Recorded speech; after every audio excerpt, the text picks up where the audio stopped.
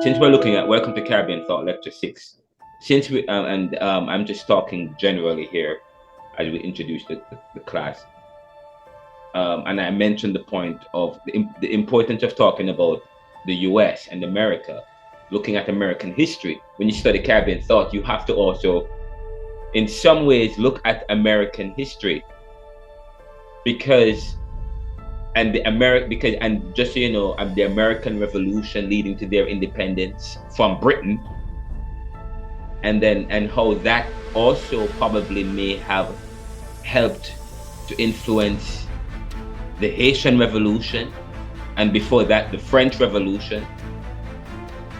But we have to, we study Caribbean thought and Caribbean history, which involves studying Caribbean history and a critical.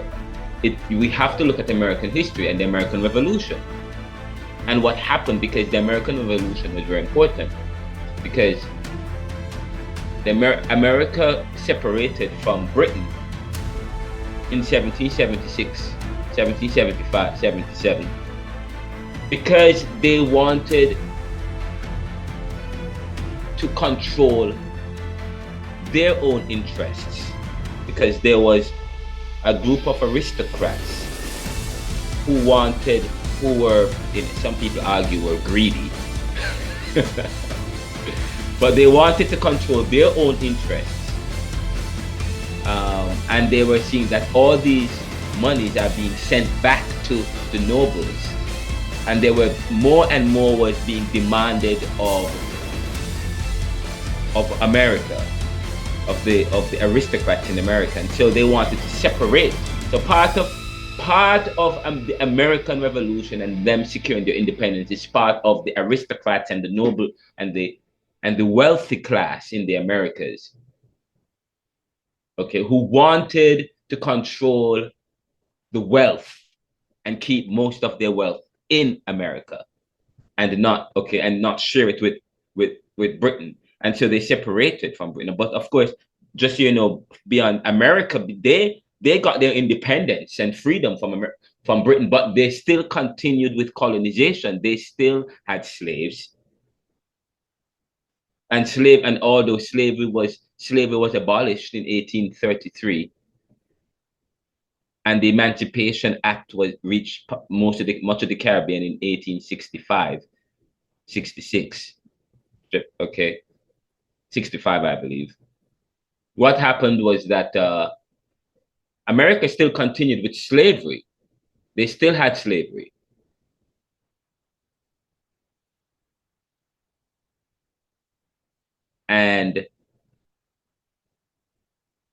But we talk about Puerto Rico being colonized by the US, and the population of Puerto Rico is quite interesting. But we also have the colonization of Cuba by they tried to colonize Cuba, and for a short period of time they had dominated Cuba, the US. But and then we talk about Fidel Castro and the fight against US occupation and the elites, because part of the struggle in some of these Caribbean islands was the elites fighting against. It was the working class fighting against the elites who were connected and with the dominant class in the US or in the colonial country. But anyway, we have to look at what America's interest in the Caribbean, and they played a very significant role in the Caribbean, although they themselves were colonized. But please remember also, we have to look at the population of the Americas, because you also had the independence that the US got was an independence where the elites, the Anglo-Saxons and the white people wanted to control their own interests and cut themselves off from Britain. But the black people never got freedom. The black and brown people weren't freed in the US. And there was, of course, travel between the Americas was quite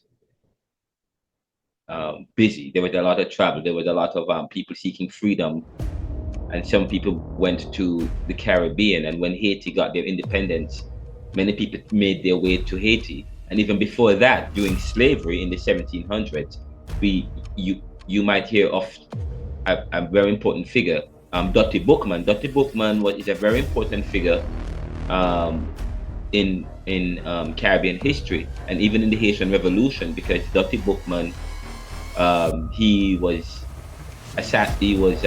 executed by the French because they said he was a terrorist, he was a rebel. He was actually, he helped to influence Oliver Toussaint, um, which ultimately led to Haiti garnering their freedom and their independence from the French, beating Napoleon and the French. But it started from Dottie Bookman, who was a slave who came to Jamaica on a slave ship during the early part of the 1700s, and he came from Senegambia, and came from Senegambia. From Senegambia, he came to Jamaica on a slave ship. By that time, of course, Britain had control of the West Indies, much of the West Indies, especially the English-speaking West Indies, or the British West Indies. But he came to Jamaica, and how he made his way to Haiti is quite interesting. But he came to Jamaica on a slave ship, and he escaped, I guess. Well, I did not that I guess he escaped on a slave ship. He escaped and made his way to Haiti, and Dottie Bookman, which is spelled Dutty, Bookman, Boukman. Dottie Bookman, very important figure, led many slave revolts. And important thing about Dottie Bookman is that he started Obia in Jamaica, actually. But I do not believe that his intention was to start Obia. His intention was to start probably some other religion. But whatever beliefs he brought with him, many of it morphed into Obia. By the time he escaped from Jamaica and made his way to Haiti in the latter part, in the 1700s, by then he started voodoo. He morphed into voodoo, probably, which is what he wanted, was to start the religion of voodoo.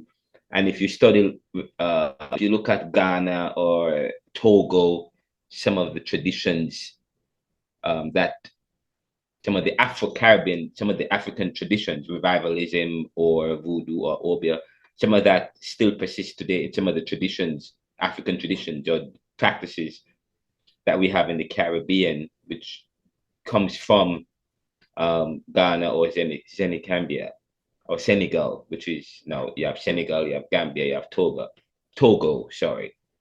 But Dottie Bookman, we understand that he was versed in the Quran. He was a priest. He was muscular and very intelligent and smart and attracting. And he was a threat to the French. They didn't like Dottie Bookman.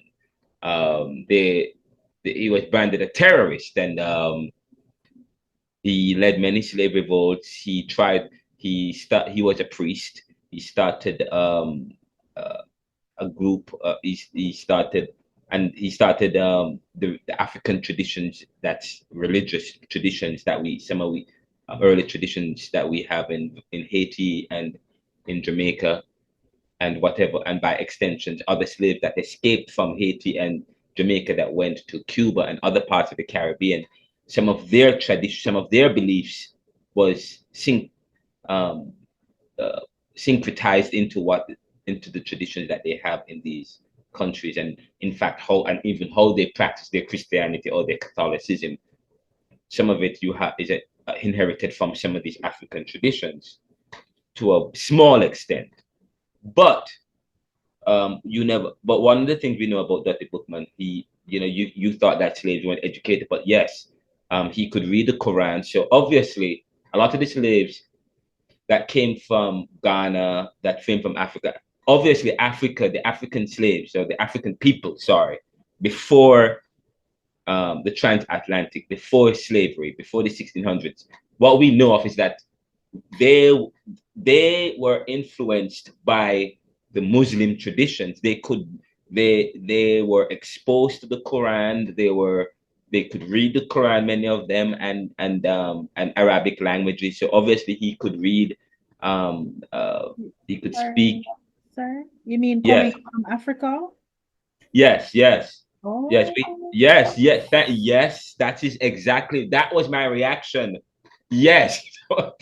And some of these things, I am 44 years old and I'm just learning some of these things because I just started doing research about Dottie Bookman and African traditions and so on. I'm just because, growing up and being exposed to the kind of religion, theology, and history that we have, you always thought that the Africans, they never had religions, they never had many traditions. They were devils and demons, yeah. steeped in concubinage and so on. And when you read like people like Mhm. Edith Clark, I'm sure, oh, and when you read her book, My Mother Who Fathered Me, and then she's trying to explain why these groups of Jamaicans in these rural areas, why they were so steeped in concubinage and why they never have a nuclear family, and part of the explanation by these functionalist Caribbean sociologists was that, well, it comes from Africa. And I was very upset when I started to study African traditions. And I'm like, no, this is not true. It is not true that they practice this kind of thing. Okay. We get that information from what other sociologists were saying of the Africans, trying to demean them. Okay. In fact, they had a strong sense of family. Okay. They had a strong sense of, in some traditions, it was very monogamous. Okay. And in some senses, of course, they had a polygamous relationship stemming from the Quran and the beliefs that they have several wives to one, but there was one main wife, or not one main, but yes, Dottie Bookman, when he came to Jamaica, he could read the Quran, was versed in the Quran, and the Quran is written, and I have the Quran here, and it's written not in English, it's written in the Muslim language. Okay, in Arabic, in Aramaic and Arab languages. Yes, I can't speak that language. I never studied. I studied Hebrew and Greek. That's what I read. Okay, but it's quite interesting. They could read, and he had started the tradition and then ended up in and I'm going to play a tape in a few minutes where C.L.R James is talking about. I'm going to talk a little bit about C.L.R James today, but C.L.R James, because last week we ended talking about his book, The Black Jacobin, and where I provided it, and we're going to start it today and go into something else. But so when you start to study the slavery, and by the way, I talk about, I don't want to talk about plantation society in this class, because you guys know what happened in slavery, how the slaves were treated, and sometimes I said to people, we want to move away from that. We want to. There are scholars now, black scholars, are now moving, and when you study critical race theory, we are moving away from thinking about the victim, our victimization. Now we want to look at what we can say. For example, you're learning about Dottie Bookman and how that these slaves who come from Africa, they came to the Caribbean. They were attracting, they were muscular, they were powerful because they got the best of the best.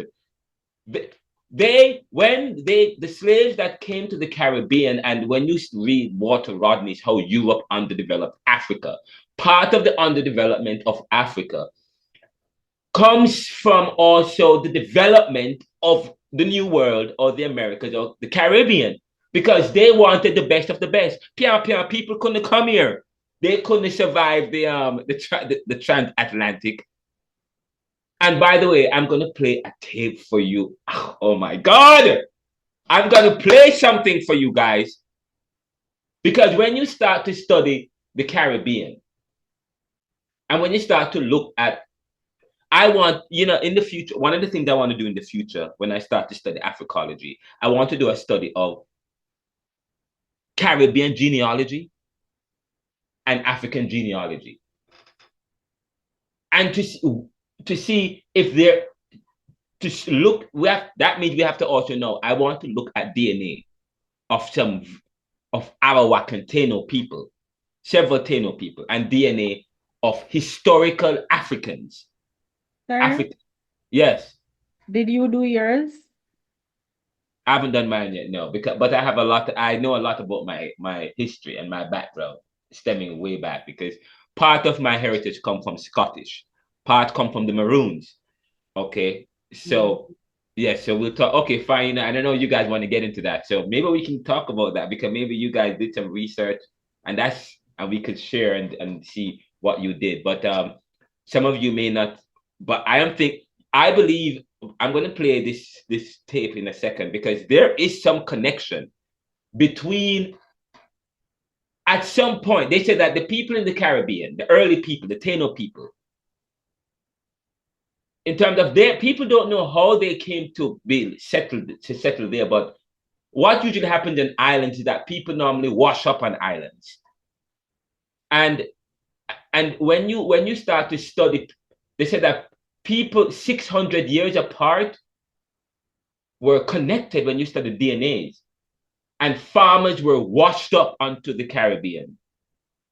And they coming, and many of them coming as far as, and I believe from Africa in some point in time, because we know that at some point in time, some people from Africa washed up onto the Caribbean, and some kind of life started in the islands of the Caribbean, which led to the people. Because when you start to study the crafts and the artifacts, because that's what, when you start to study people and understanding people and how they're connected, you study the products, what they produce. What people produce is very important when you're studying your people, their artifacts, their music, part of studying culture. That's why you study connection and heritage and roots, because how are you connected when you start to study their productions, their music. Say, for example, you study rap music, you study jazz music. Jazz and rap music, a lot of, when you start to study the jazz and rap music that come from African Americans and Afro experience, a lot of that have reggae influences, and this month is reggae month. When you start to study the music, the rhythm and the beat in reggae, but the same rhythm and beat in reggae comes in African traditions with the kumina and the mento. Cyril pick ticks, Cyril pick ticks, Cyril pick ticks, Africa backbone, Cyril pick ticks, Cyril pick ticks, Africa backbone, Cyril pick ticks, Cyril pick ticks, Cyril pick ticks, Africa backbone, Cyril pick ticks. All that drumming and that beat, that defines jazz and reggae. Okay, so and reggae, but the earliest form of that stems from and dancehall, but that comes from people. And travel is important. Travel has always defined people of the Caribbean. Okay, but when you start to, when part of studying a culture and you study their music, you study their products, you study their crafts, you study their writings, you study the Greco-Roman world, you study their writings, how they think. And then you can compare it with what exists. So the Caribbean people there's a connection, a deep connection. That's why you study Caribbean, you study the kumina and the mento. That finds its way in the reggae and in the jazz and in the rap, which comes from a people who are black and brown, the black and brown experience mixed up with the ibodized culture. But you study the people and you see how we are connected, the experiences that connects us. So I said connections is very important when you study people and Caribbean. Then you realize how we are connected as a human race and as a people. Okay, but as I said to you, so the connections, when you start to study the crafts from the Taino people and the Arawakans and the Incas and the so on and along, but you find that some of these look just like what pertains thousands of years ago in Africa. And how these people look and how the resemblance in the bearings. Now what we need to do is a DNA study. And we have to excavate people, Africans from thousands of years ago, and compare it with DNA from the Taino people from hundreds of thousands of years ago. And because to see the resemblance, to see the connections. But anyways, but the point I'm, but Dottie Bookman, when you start, but anyway, we want to reimagine the slave when we get into slavery. Now, when you start to think about slavery, reimagine the slave, not thinking about them as inept or tribal or using secondary language, yes, or so on. But we want to reimagine people within critical, or Black peoples and their, or Caribbean peoples within critical race theory, not thinking race, but moving away from a victim approach to a hero approach, looking at their resistance and how, and their resistance suggests their intelligence. Their resistance during the period of slavery suggests their intelligence, and people like Dana Berry, who wrote the book A Pound for Price for Their Pound of Flesh. It's a book, and in fact, maybe I should talk. I mean, that's the epilogue in the book that I'm writing now, which if I had finished, I would have probably done a reflection of the class today. But she talked about looking at the slave and how they weren't supposed to have family during slavery. During slavery, we weren't supposed to have family. Okay, fatherhood, motherhood, that was stripped from the slave. Fatherhood, motherhood, okay, children, because the slave. So we understand the slave was seen as property, okay, and they were arranged like that, and their needs was taken care of them because they were like horses, they were like donkeys, they were property, and they had property value, and they were and the owners were insured against losses if they were supposed to lose such a value. But they were valuable to the extent that they provided profit to someone else.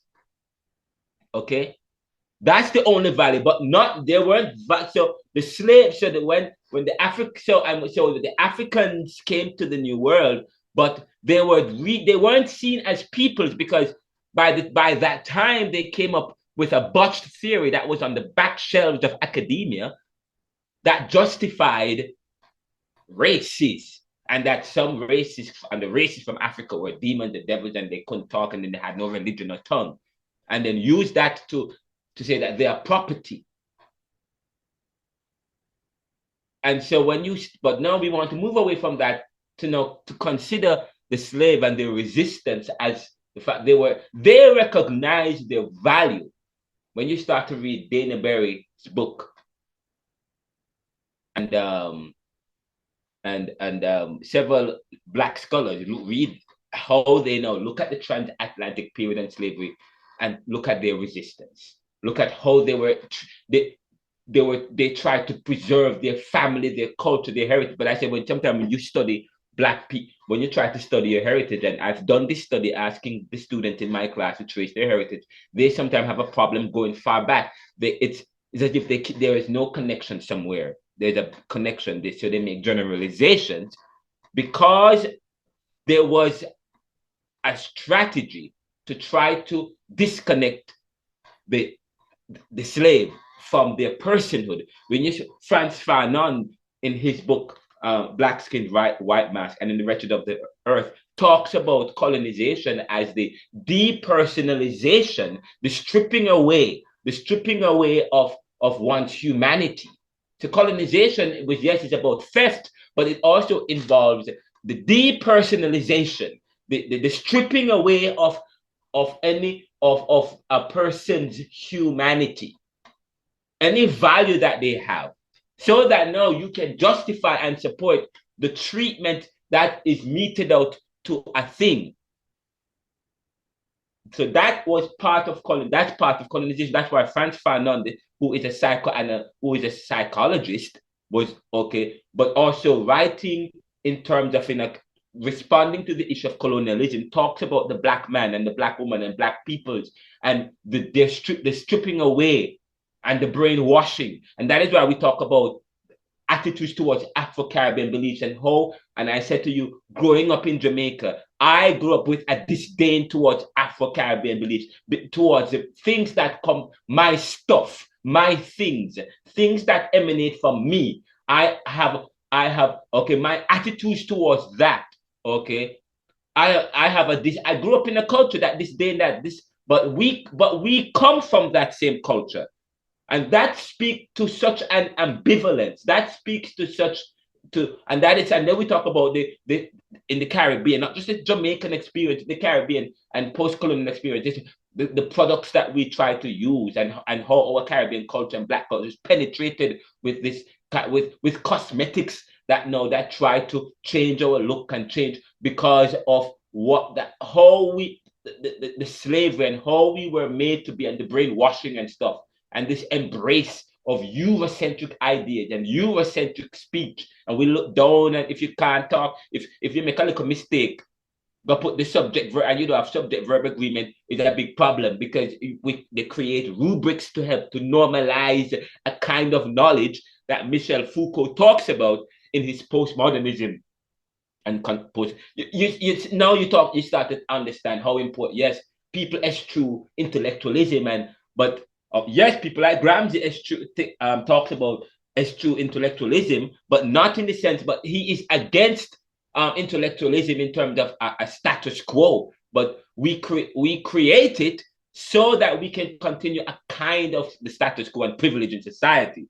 So people eschew studies at this intellectual level, even in some of your churches, even in the church that I grew up at first in the evangelistic center before I transitioned into United Church.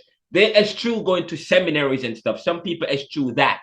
And even when you start to study history, they're okay. And slavery, the slave should not, if the slave is exposed to writing and education, that is a problem. Okay. And if any white person or abolitionist was caught teaching a slave to read and write, that slave would be removed from that particular person, and that person may be jailed, fined. It's not supposed to happen. It is a sin to do that.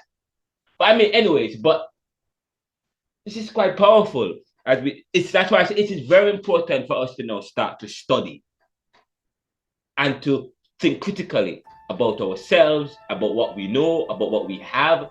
And we talk about institutions sometimes are created to prevent you from learning anything else but because they're trying to continue their privilege. But it's good to explore other things. But anyways, I was just talking off tangent here. Powerful concepts here. Right, Alicia? Yes, sir. I'm telling you, this is a deep thing. I fully appreciate, I give God thanks for the opportunity to be able to learn some of these things, to be exposed to these things, and I relish the opportunity of sharing it with people. So you know what I mean, I'm all about making popular what was in Monopoly. But we don't have everybody's still not in class. I know one student had texted me saying that she'll be late. But we'll push on. But so I'm gonna play the end of this tape that we have from last week. It's just about 10 minutes, and then we will take a quick 5-minute break, and we will get into your heritages quickly to see what you guys have in terms of tell me a little bit about your heritage. What did you find? I'm interested to find out. Okay? And we'll talk about, and I'll probably share some more about my heritage and what I found out. And probably that will take up much of the class, and then we will transition into the poll that we did that we want me to continue, and then finish with comparing Ireland and the Caribbean. So we're going to watch this quickly, take a 5 to 10 minute break, and then go into the poll that we did the last time. We're going to finish that, see what you guys come up with, and discuss the answers together. No, but that's after we do the heritage thing. We go into the poll, and then we'll finish, and then we wrap up. All right. So sit back, relax, get your coffee, and here we go. I'll play where I'm sharing my screen. So I'm about to play this. Are you guys ready? Yes, sir. All right, here we go. Revolution. I'm D. Elizabeth Glasgow, and I'm your lecturer for this series. C.L.R. James' book, The Black Jacobins, is a powerful and definitive history of one of the most important but under-recognized events in history, the slave revolution that took place in Haiti from 1791 until 1803. The book is important not only as a historical account of the event, but as one of the very first examples of history told from the point of view of the oppressed population, in this case the slaves of the island. James was a It's told from the point of view of the oppressed population, the people living on the island. That is the subaltern view. That is history from below. Okay? Good. Politically engaged journalist from Trinidad, and he spent considerable time in the book discussing the truly awful conditions of slavery in Saint-Domingue, as Haiti was then called. He looked at before the revolution and the remarkable leadership qualities of the slave-turned-revolutionary Toussaint Louverture. James' outlook in the book was very much influenced by Marxist philosophy, and this is what set the book apart from other accounts by other scholars of the Haitian Revolution. James wrote, "The revolt is the only successful slave revolt in history, and the odds it had to overcome." That's very, I know it's 13 minutes. This is very important, guys. Very important. Okay. To Saint C.L.R James's account of what happened in Haiti and the Haitian Revolution is different, okay, from all the other accounts that we've had, because the other account was told from a top-down approach. It wasn't from the subaltern. It wasn't told by the very people who the history affected, who were affected by the very history, and it was told in a certain way, in a different kind of a way. But now it's being told by C.L.R James, who is in a kind of a Marxist bent, but quite very important. Very important.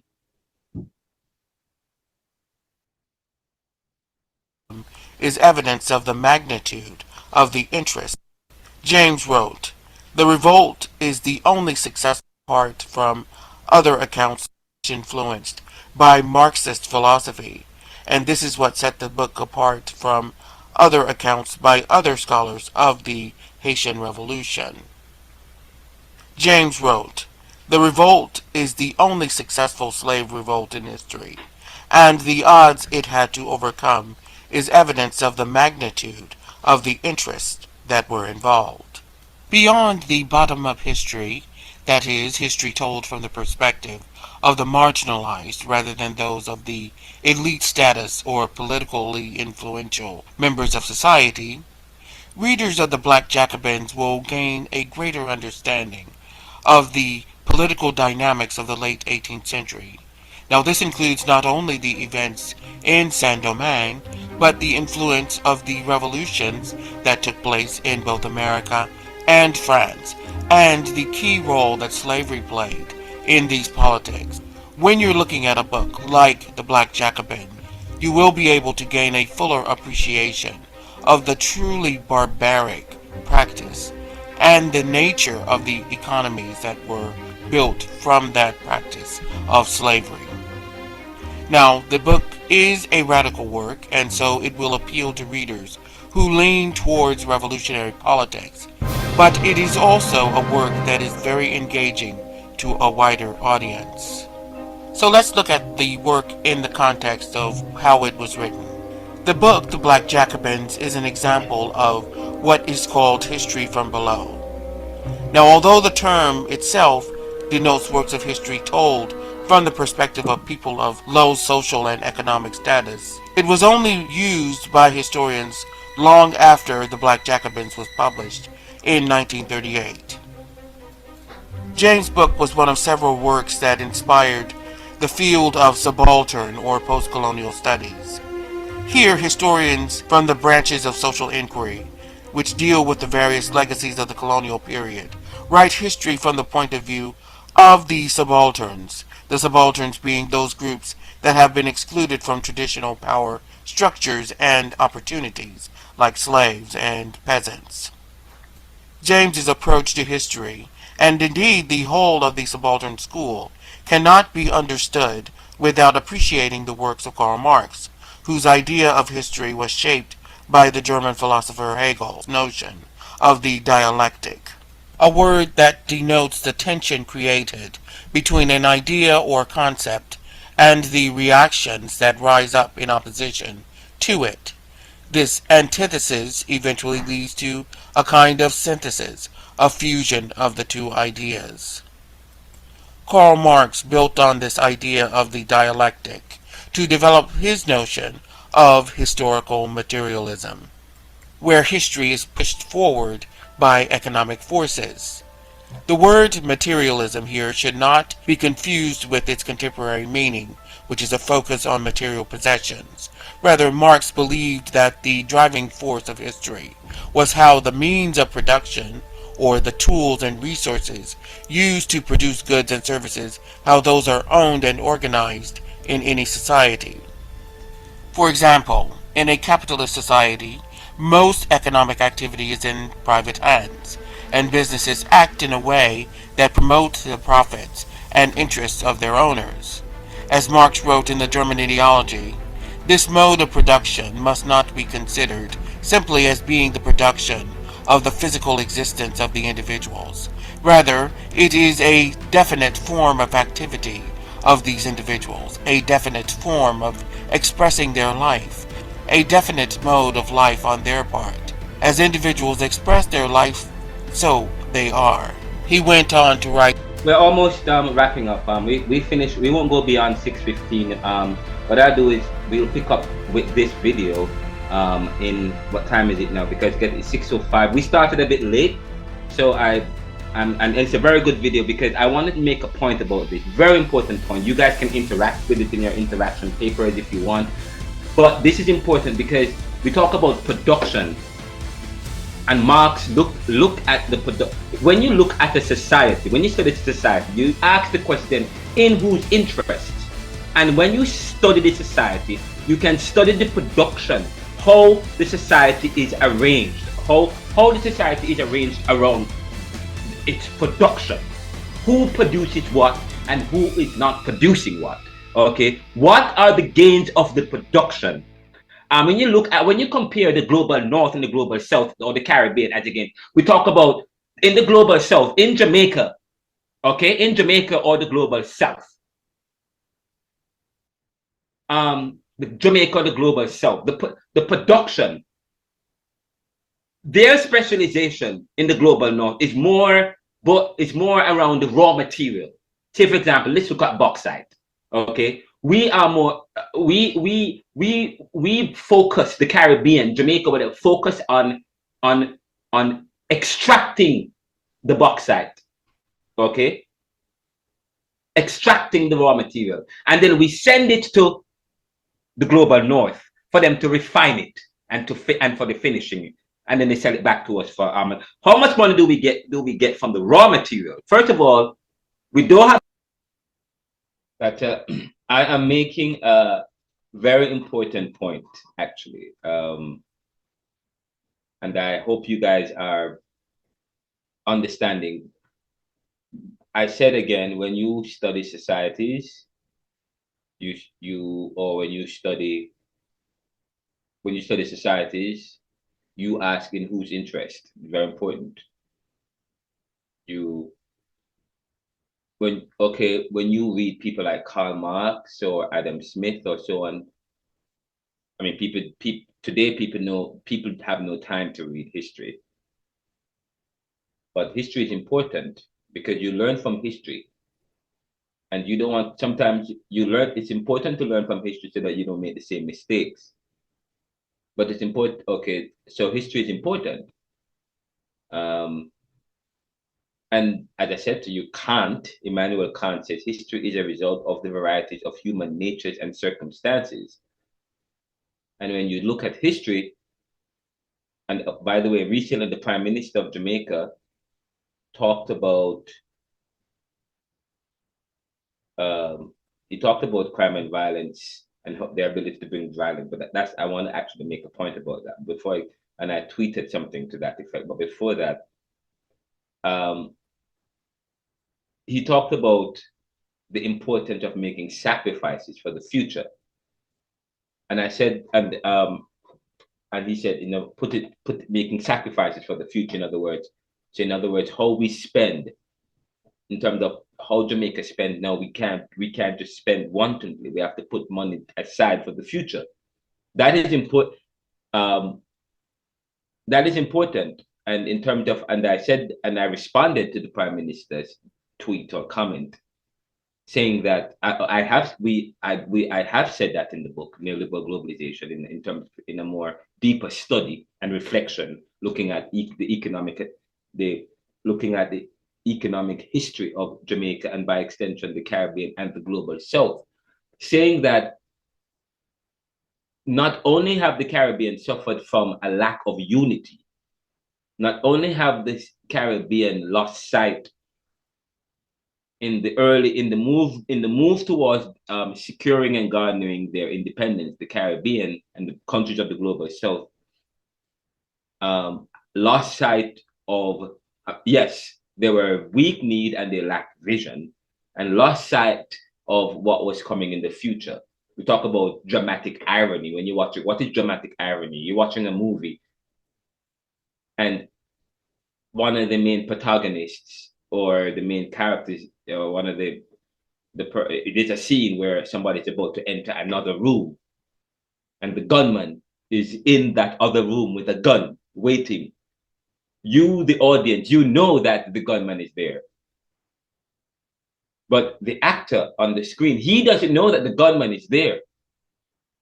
But he thinks that's and he's moving, pressing to open the door to go into the next room to hide, not knowing that the gunman is there. That's dramatic irony. Yes. Okay. That's dramatic. That's the irony. And I talk about the irony of independence, was that yes, the Caribbean decided to go it alone by the 1950s, embracing this nationalist wave, decided to go it alone, which I believe was part of what has dogged them. The Caribbean decided to go it alone. They are small countries. I believe that then they would have benefited from a federation, but decided to go it alone. And if they had known what was coming in the 1970s and 80s and 90s, they would have decided to keep that federation and not go it alone, and develop and secure independence broad-based instead of having individual negotiations. That has affected us. But what has also affected us, of course, part of that is a strategy. What has also affected the Caribbean, some people, Haiti and Cuba, is in one sense, they have been affected by something else, the kind of independence, that the way in which they secured their independence. But as it relates to the other part of the Caribbean, their independence, the strategy that has gone into this, when you look at the economic arrangements, I talk about the issue when they study society. You want to study the economics, the production, and by that the stages of production. The stages of production is important, because although people were talking about having globalization and turning the world into a global village, I think part of the plan was to make the Caribbean, and I say part of the plan, whose plan? Part of the framers of the New World, starting from 1944, the most powerful countries, part of the plan, the most powerful countries were supposed to continue to benefit from globalization. And so part of that is the way in which the value that is placed on where people are in terms of the production process determine how much money you're paid. To the Caribbean, in terms of the specialization in the Caribbean, was supposed to, in terms of where are we in terms of the stage of production, the middle stages, the early stages, or the finish. And I said we are at the early stages, and the way in which the Caribbean was developed was for us to be at the early stages, and for us to be independent. Individually, we can only operate at the early stages of production, which is the raw material. Okay, that's not where the value is. That's not where you stand to gain the most. And that's okay. So it's okay if you have oil. It's okay if you have bauxite and minerals and resources. Okay, but you do not get the benefit. You do not. Okay, and if you do, most of the money goes overseas as royalties. And because the Caribbean, we don't have the kind of capital intensive technology to do the kind of, to be at the middle or the final stages of production. But in the 50s and the 60s and the 70s, part of the plan was to make the Caribbean competitive, which would require investing in our development. Part of investing in the development would mean that you can't just spend on consumption. But by the 70s, the Manley government was cited as spending, using all of the windfall profit of the 50s and the 60s. The government was spending it on the consumption or social welfare and taking care of, and not investing heavily in development, so that by the time the 70s and 80s hit us, and now all of a sudden we want to get money to invest in development. By that time, it was too late. The IMF and the World Bank and the rich countries weren't willing to give Jamaica and the Caribbean money to invest in their development so that they can out rival them. Why would, I'm lending you money, why would I want to give you money to make you so developed? Okay, so because we live in a competitive world, and so I believe there is some amount of naivete in Caribbean politicians. Not today. I think not today. I don't think they are as naive. Okay. Yes, they were opportunists as well, because and yet they meant well in some senses, but in another sense, there are those who were also working to oppose those who were promoting nationalism, wanted to side with the elites and who were benefiting from the elite. And of course, there were the nationalists who wanted to go it alone. So there was blame to be thrown all over the place. There's blame everywhere. There's blame to be thrown all over. But of course, part of the plan was to make the Caribbean not as competitive as the post-colonial or the countries. Like, it's an example, what's going on in the war in Russia today. And part of that stems from wanting to continue to assert their dominance. Yes, slaves were supposed to be free, but they weren't supposed to outrival the former masters. Okay. Whenever the freed slaves started to show any amount of gain or profit, as if they're going to do well, then there's always a plan or a strategy to ensure to continue to hold or to keep them down. Through various tactics. We talk about what's going on in Israel, in Russia today, where Russia is fighting Ukraine because they want to continue their dominance. That they want to continue their dominance over the region, and so they are picking on a smaller country, which has the potential to outrival Russia and to outdo Russia, but that's part of that's part of the problem. Ukraine was not supposed to outrival Russia.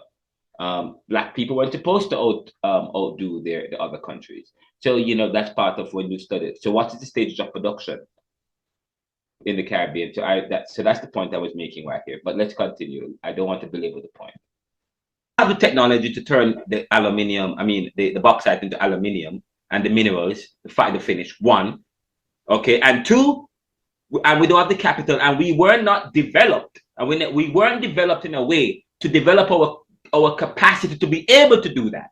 So now we still have to, although we have bauxite, in terms of the production process, our focus is more on the raw material. Talk about specialization and the raw material, the input as against output. What in the Caribbean, when you look at the Caribbean or compare societies and you look at the production process, okay, are we at the final stage of production or the early stage? No, majority of the Caribbean countries or the post-industrial countries, they are more on the first stages. And not only that, that was the idea in recreating the new world, in recreating the Caribbean after independence and so on, making in terms of globalization, the Caribbean and the black and brown countries were supposed to be the workers. When you look at the production cycle or the stages of production, the stage of production that the Caribbean should occupy is at the beginning, the first stage. Okay, the raw material, or extracting the bauxite, and then we send it to the mother country or to the global south to do the finish, because they have the know-how. We don't have the know-how. We don't have the intelligence. Okay, they have the intelligence. They have the capability. In terms of, you look at the production, so the production of ours, the fact that most of our economic arrangement borders or focuses on the raw material, the early stage, that also affects our gain and our wealth and our earnings. Those countries and peoples who are more focused on the last, or the end, or the output, or the last stage of production, society determines that they get more money, they are paid more, okay, they benefit more than those who are at the first stage. Who are those at the first stage? The Caribbean or the black and brown nations. When you start to look at the production, how production happen in societies and where people are in terms of the stages, and it will give you an understanding of the gains that some people have and the gains that some people don't have. Okay, when you start to study society. Anyways, let's wrap up this real quickly, because I'm going to stop at 6:15 and then we'll pick up where we left off. Okay? In the 18th Brumaire of Louis Bonaparte. Men make their own history, but they do not make it as they please. They do not make it under self-selected circumstances, but under circumstances existing already, given and transmitted from the past. The tradition of all dead generals weighs like a nightmare on the brains of the living. So, in other words, Marx believed that individuals tended to see the world according to their role within the means of production, as business owners, for example, or as wage earners. The interests of those often competing groups is what drives history, according to Marx. Antonio Gramsci extended Marx's theory to the discussion of culture, and in doing so laid the groundwork for subaltern history, or history from below. Put simply, Gramsci developed a theory of cultural hegemony, stating that the dominant social class, for example the bourgeoisie or the business owners, not only had a big influence over the economy, but they had a big influence over a society's culture as well.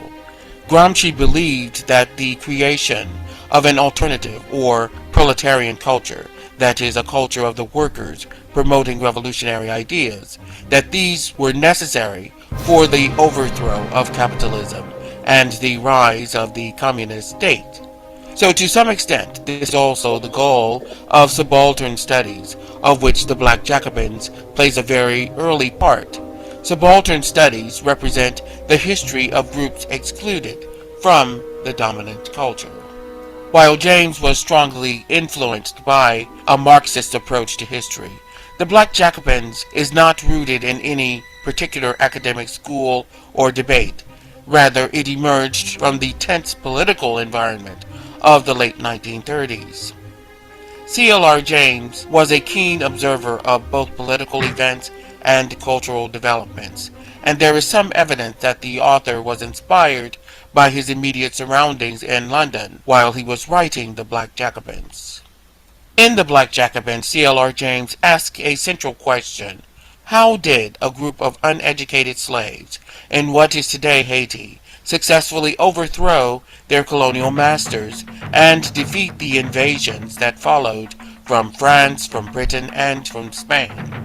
As the only successful slave revolt in history, the events in Saint-Domingue warrant attention. As an historian, James' aim is to describe the slave revolt from the point of view of the revolutionaries and their leader, Toussaint Louverture.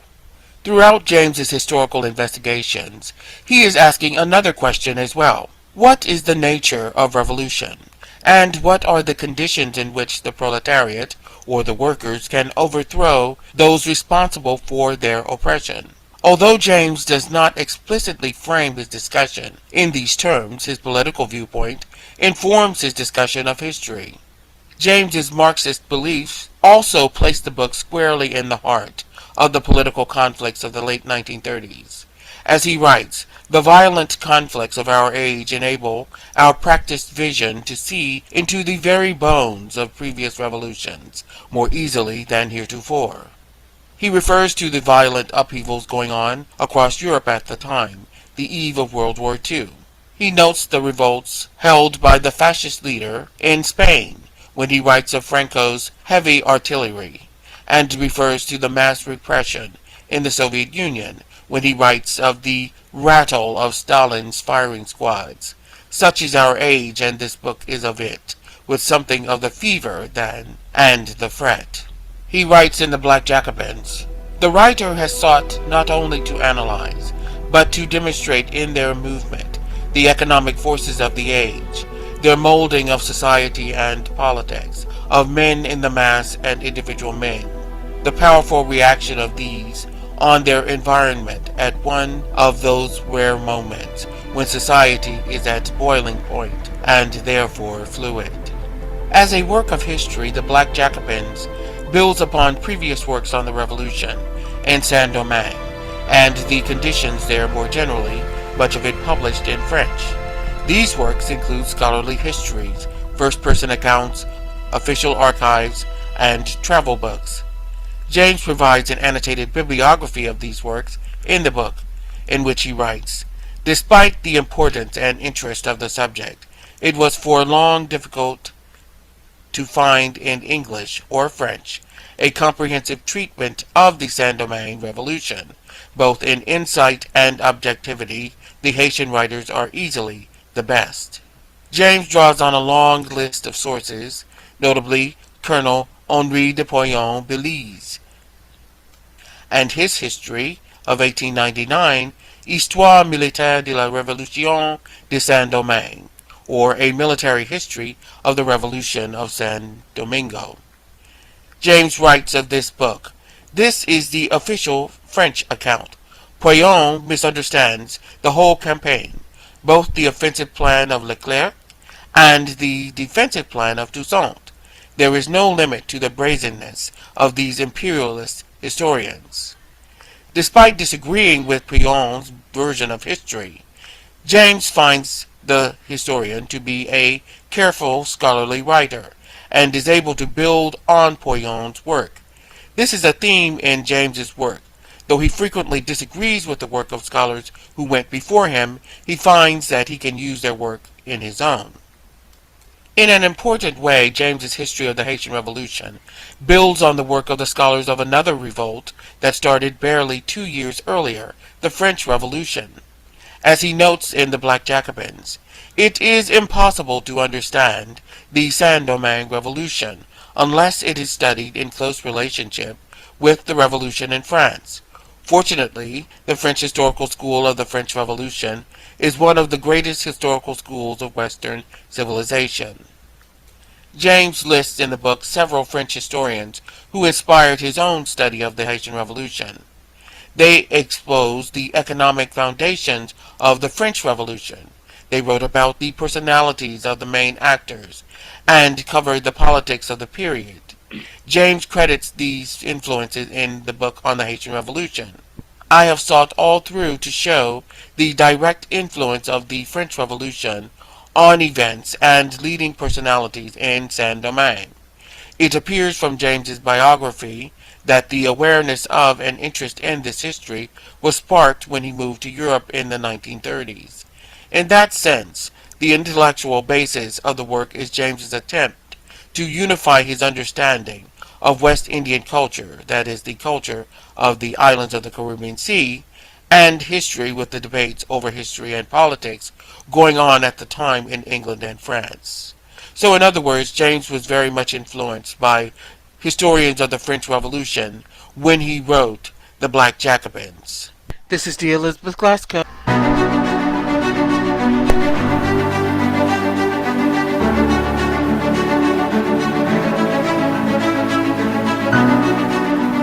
Caribbean history and DNA.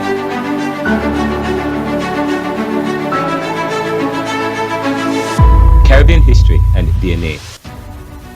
All right, before we get into that, very important, I want to make one point. Well, so far, The post-colonialism provided new freedoms, met with dogmas, rules, and the bureaucratic phenomenon. That's, if I were to tell you, if I were to provide a reflection paper about all that we've said so far in this class, and especially last week, I would say post-colonialism, which is independence and freedoms. Independence, we're talking about independence.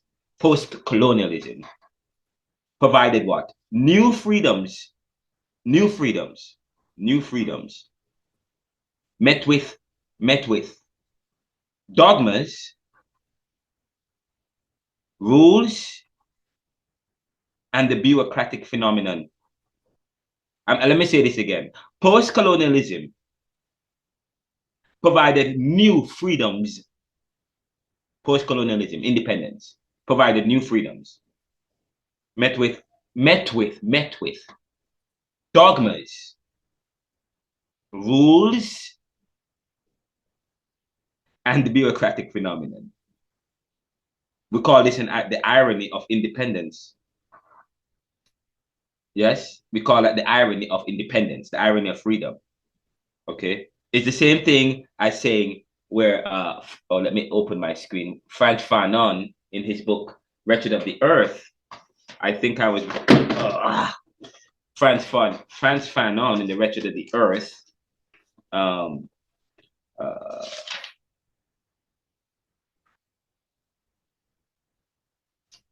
Said, and I was reading it, the colonized, underdeveloped man, and I'm reading the foreword entitled Framing Fanon by Homi K. Bhabha.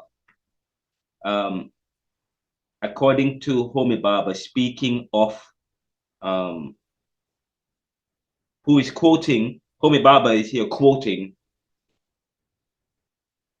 Frantz Fanon in the book Wretched of the Earth. And this is a translation of the book to English. And in the foreword, she quotes him as saying, according to Frantz Fanon, and I quote, the colonized, underdeveloped man, the colonized, underdeveloped man is today. So he says the colonized, underdeveloped man is today what he is today, what he was yesterday, but what he is today. And he's writing in the 1960s, late 50s, going into the 60s. The colonized, underdeveloped man is today. What is he today? And that's from the 1960s. It's a political creature. He is a political creature in the most global sense of the term, in the most global sense of the term.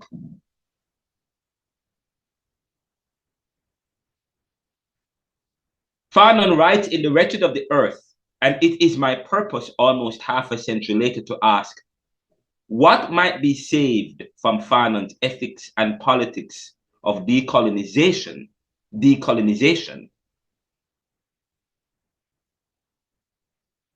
to help us reflect on globalization in our sense of the term, because he's writing that what the colonized man has become today. And Homi Bhabha is saying, what can we interpret from his writing of what the colonized man is today, which is him speaking about the colonized man in terms of his decolonization, his post-independence, or his freedoms, in relation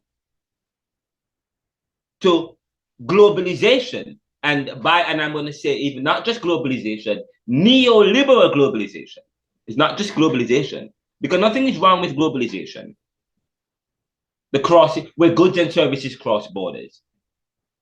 It is when you have a kind of globalization steeped in a strategy facilitated by the bureaucratic phenomenon of the Washington Consensus.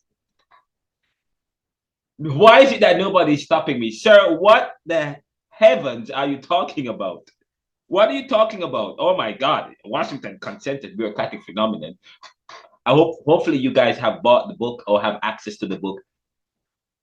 Or if you go on Amazon and go to the look inside feature, I think the whole preface is there, and there's a part where I define the bureaucratic phenomenon as what has helped to define neoliberalism. The bureaucratic phenomenon is what is the bureaucratic phenomenon? It's actually Pharisicalism. Do as I say, but not as I do. It's a kind of Pharisicalism, a kind of strategy that continues to define policies and arrangements between countries and peoples today. A neoliberal globalization strategy is a strategy that is facilitated by arrangements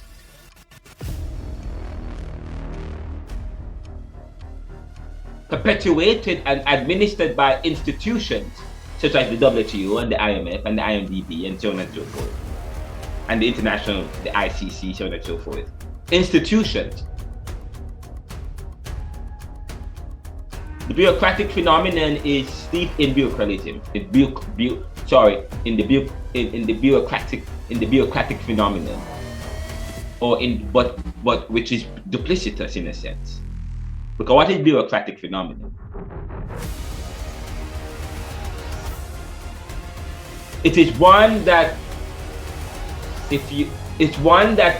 pretends towards free trade and free market ideals, where all countries were supposed to be plugged into that.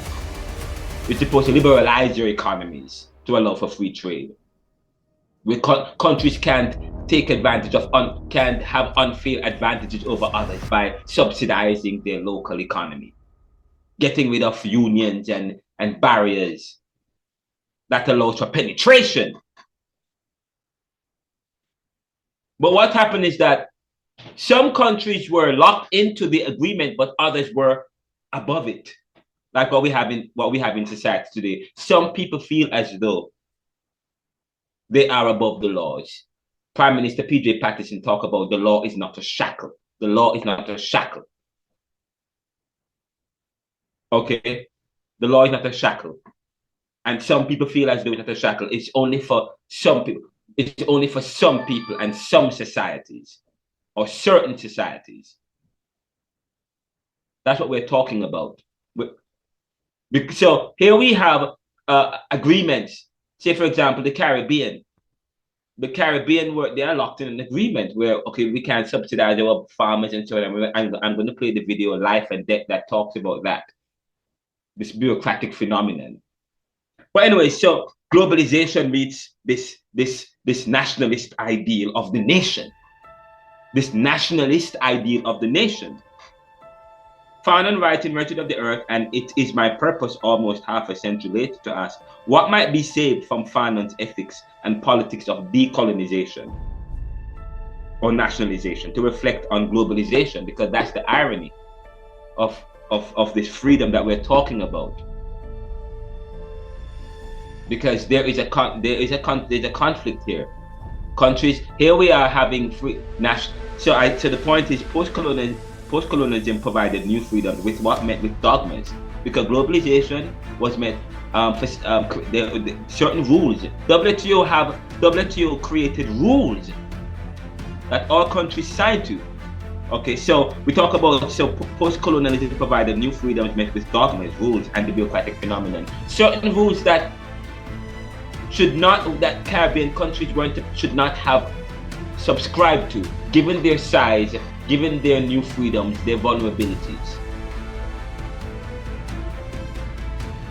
But again, we live in a competitive world. We live in a competitive world. I must continue. According to Umi Baba, it must seem ironic, even absurd at first, to search for association and intersection between decolonization and globalization. And parallels would be pushing the analogy when decolonization had the dream of a third world. Decolonization had the dream of a third world. I hate the word third world. Third world of, but anyway, decolonization had the dream of what? Third world. Decolonization, to decolonize, to decolonize is to what? Is to make free. It's the process to remove control. Colonization is to control. Decolonization is the process of removing controls.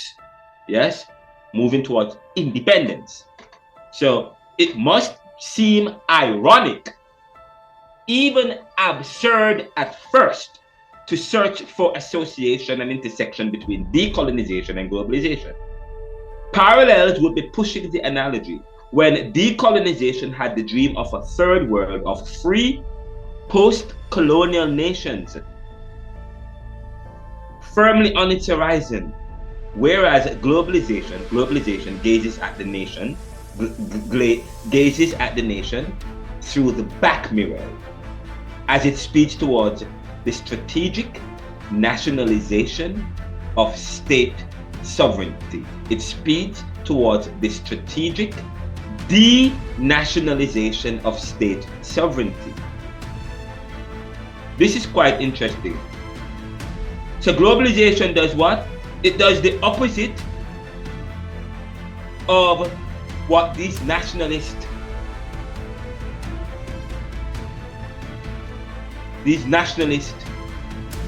people at the Bandung Conference wanted or thought about. Decolonization and independence is opposite and clashes with globalization, because globalization gazes at the nation through the back mirror. Because globalization and neoliberal globalization speeds towards what? It speeds towards the strategic denationalization of state sovereignty.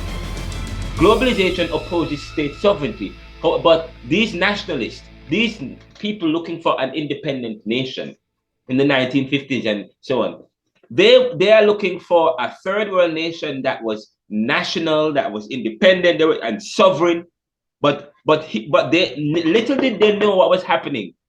Globalization is about to happen, and globalization, in a sense, gazes at the nation through the back mirror, in a sense,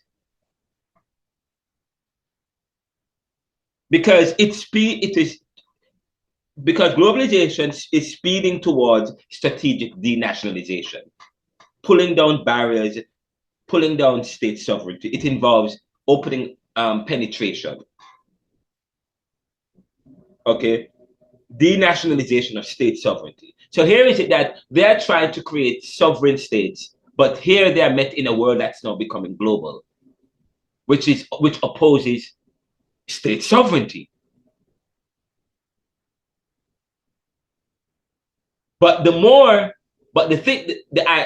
yet globalization is still about still appreciates sovereignty in a sense, because we talk about neoliberal globalization because some countries stand to gain more out of globalization that we have. So yes, so we talk about globalization gazes at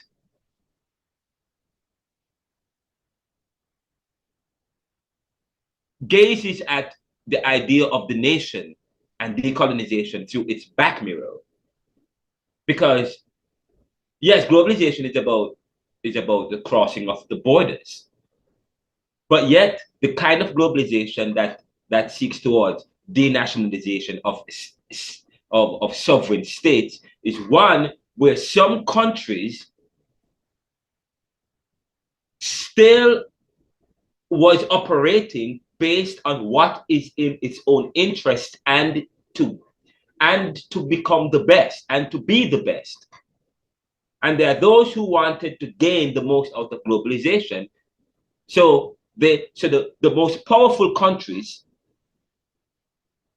within a globalized world will still promote its national interests, but those weak countries were more open and penetratable.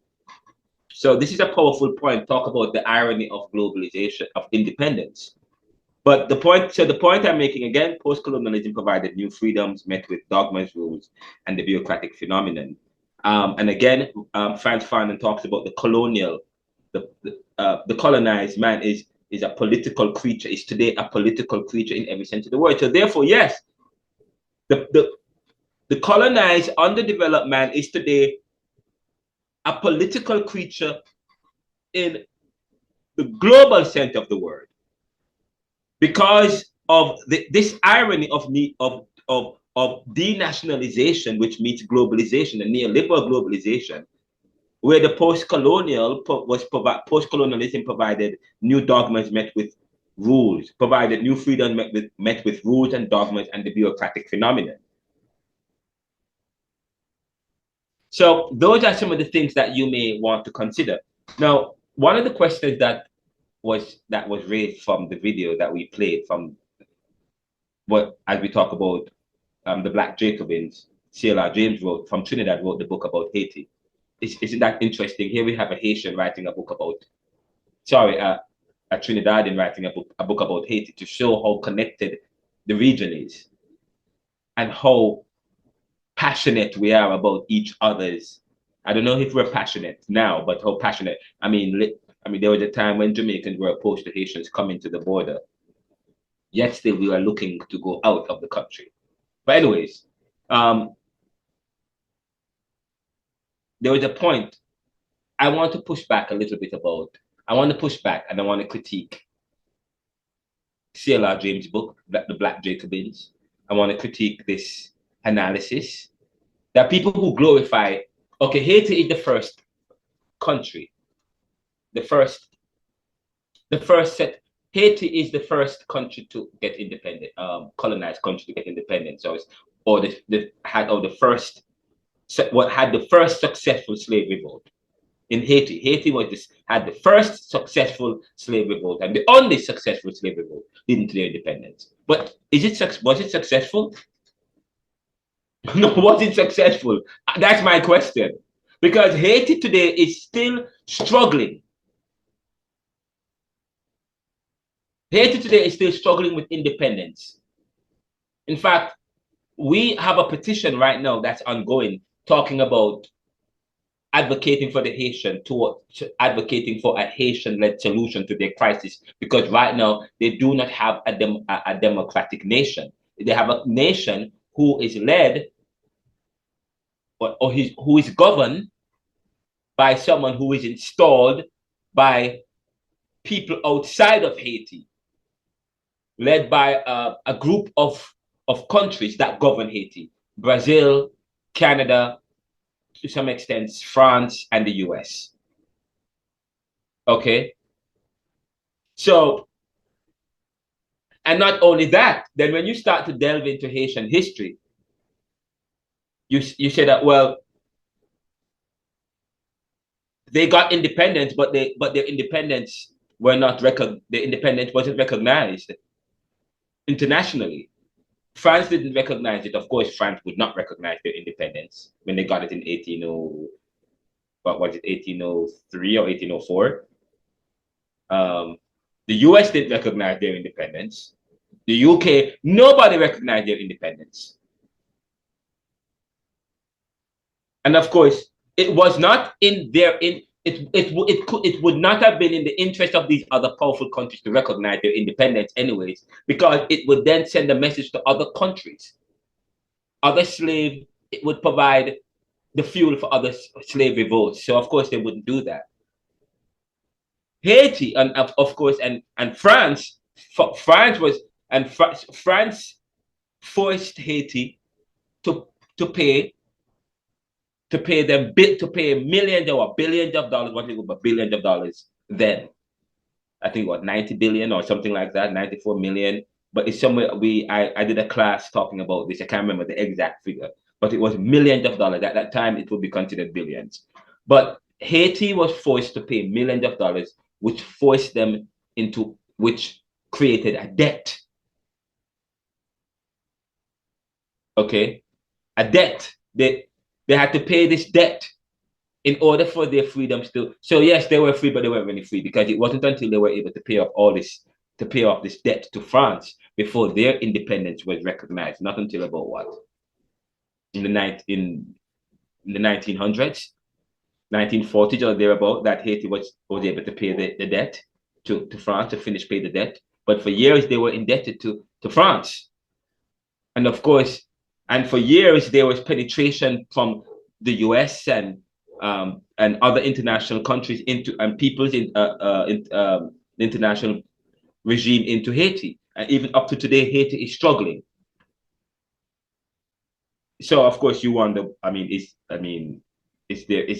what's there to celebrate about Haiti, you may ask, based on what's going on in Haiti today? Were they really free? But there was a question stemming from this video, because from the book Jacobins, I think the book answers the question: how were these uneducated slaves, unassuming slaves, how were they able to beat Napoleon and the French? Because at the time, Napoleon and the French, they were considered one of the most powerful armies. How were they able to beat? How was Oliver Toussaint? How was he able to lead such a revolt? Of course, it started from Dottie Boukman, who came from Jamaica, who was a slave who came to Jamaica from where? From Senegambia. And of course, C.L.R James answered the question, and I like his answer. And I'm gonna before I play this other. Actually, maybe I want to talk about C.L.R James, because he answers the question. Since the question is asked, let's answer it. How is it that these unassuming slaves, this group, how are they able to successfully beat Napoleon and the French? At the time, they were like the U.S. They had their army was the juggernaut of Europe and the world. How is it that these Haitians were able to do that? And by the way, after Haiti got their independence, please remember that they also had elites. Part of what has helped to dog the Caribbean is that some of these, when they got their independence and their freedoms, they did the same thing that their colonizers did. Okay, they developed an elite class who continue to profit at the expense of their peoples. In fact, at one point, Haiti had dominated and colonized DR, Dominican Republic. And that is why, even up to today, there is bad blood or a chasm between the Dominican Republic and Haiti, because you said, why is it that why is it that they don't help the people in Haiti? But the Haitians at one time had dominated and colonized Haiti had the Dominican Republic, and even lived there briefly. And they had to seek the help of, Spain and the Europeans. They successfully took back their country and killed off some of the Haitians, and declared that they weren't Africans or black anymore. They considered themselves white. That's in the Dominican Republic. That happened. Just so you know, so Haiti at some point, they had made missteps. And you wonder, well, has that also affected their experience today? The fact that what they had done to their neighbors. It's quite interesting. But how were they able to defeat them, Napoleon, Oliver Toussaint, and the Haitians, these unassuming slaves? How that's not possible. And of course, what part of the answer that C.L.R James gives is that he talks about how the slaves were educated. The slaves who came from Africa were, and I've said that before, were among the best and the brightest. The slaves who came from Africa, they were among the best and the brightest. And I said to you earlier, Pian people, that's a Jamaican word. Pian people. There is a Pian people couldn't survive the transatlantic. and they wanted the smartest. Okay, we said that people like Dottie Bookman. Dottie Bookman was versed in Quran and several other languages. And some of them quickly learned the languages of the Europeans. And they were easily, and the Europeans wanted the best and the brightest and people who were skilled in doing the kind of project that they were about to do, which was they were going to develop a sugar plantation and people had, and the kind of labor that they wanted was a labor that was willing and easy to learn the skills and the techniques of sugar plantation and the kind of agriculture, and they quickly learned it. So it talks about the education of the slave. We talk about reimagining peoples, or black and brown people within critical race theory, moving away from victim, seeing them as hero, and they were valuable. So yes, and so even despite the attempts to bring these slaves to the New World and to mix them up, you don't put them in the same tribe, you mix them in different tribes so that they can't communicate. Okay, they couldn't sing, they couldn't, and so on and so forth. Limit the communication.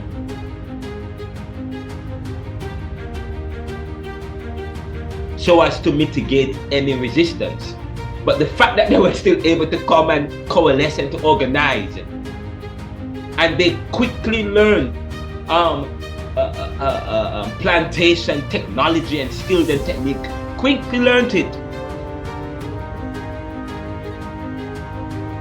So that Haiti became the pearl of the Caribbean at one point. In fact, Haiti was one of the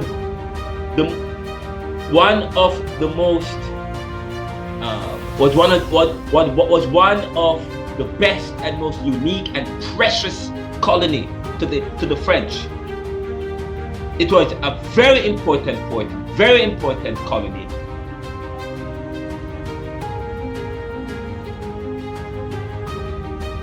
And so it was within their interest to keep it. So the fact that Oliver Toussaint and the slaves were able to successfully beat them and take control, that's quite interesting. Because this is one place they didn't want to lose. But part of this is to be completely remember that they had an elite core. The elite, they also participated. They saw that, well, the slave revolt is also going to benefit them. The elite, which part of them were mulattoes, part of them were Anglo-Saxons or white people, but some of them also supported the slave revolt, and all in a sense, and nobody's talking about that really. But when you start to when you start to read Jacobins, he alludes to that, C.L.R James, but he doesn't go. But so all those factors, and you look at and I talk about how they learned from we talk about the French Revolution and the American Revolution and the elites in the and how it was within their interest to take control of the wealth of America instead of sending it all back to Britain. And so in the elites in these Caribbean countries, in Haiti particularly, saw that this would have benefited them as well. So it's quite so you ask the question, how were they able to, these undereducated, unassuming, poor black slaves, how are they able to beat the French? That's part of the narrative. And I'm going to play a tape from C.L.R James. There was an interview with C.L.R James. I'm going to talk about it a little bit because he makes a very important comparison in terms of the revolution and the resistance movement towards nationalism in the Caribbean and what defines it. Okay, but before I get into that, I'm going to continue the video, and then we take a quick break, and then we go into and then I want to quickly talk about the homework that you guys did. Okay, so let's go into the second part, which is not long. It's about 5 minutes. Okay, here we go. In 1492 CE, Christopher Columbus sailed across the Atlantic and landed in the Americas. He and his men were the first to wash up in the Bahamas, Hispaniola, Dominican Republic, and Haiti, and eastern Cuba. From Europe. They weren't the first to do so, but they weren't the first to wash up there. Not the first. But however, on their return to Spain, he and his brother Bartholomew later returned to the Americas and identified Hispaniola's land and indigenous people as potentially profitable for the Spanish crown. Bartholomew estimated about 1.1 million people lived on Hispaniola, but modern scholars have generally used the range of 250,000 to 1 million people. However, the actual Caribbean Aboriginal population is now known based on a new Caribbean DNA study published in the journal Nature, which fuses decades of archaeological work with cutting-edge genetic technology. And this breakthrough study shows that the local population before the arrival of the Spanish was much lower and far less heterogeneous than thought. That is from Critical Thinking. Caribbean DNA study challenges Spanish assumptions. Professor David Reich of the Harvard Medical School led a team of researchers who analyzed the genomes of 263 individuals, representing the largest ever study of ancient human DNA in the Americas. The Caribbean DNA study concluded that the Caribbean had been settled by two major migratory waves of highly mobile people separated by thousands of years. I gotta pause for a quick second. What we know of the Aboriginal people that lived in the Caribbean prior to the arrival of the Europeans and the Spanish is what is told by the Europeans who arrived here. It's what is told by the Spanish who arrived there. What we have is their accounts. But now their accounts are being challenged. And that is important. Their accounts are being challenged. And that is why you have people like the UIHS, the Urban Indian Heritage Society. I actually spoke with one of the founders and the president earlier today about coming back to give us an update. I said to you guys they were going to be here this week, but I decided against it. I didn't reach out. I decided against that because I had some other things. Plus, I've already had them on the I had a video with them before that you guys can go back and watch, but I still have them at some point. But I decided against it because I wanted to get into this quickly with you guys. But it's important to note that what we know. So, but now people are studies. I know now people are doing. No researchers are finding new evidence that challenges what we know and what was written about the Aboriginal people. In fact, based on these newfound research, we have to even go deeper. We have to even go deeper to now look at how is it that the Caribbean was, where these people come from, how is it that they were there, and so on and so forth. But this is quite interesting. But let's continue with what I'm saying here. Let's go back a bit and continue. Which fuses decades of archaeological work with cutting-edge genetic technology.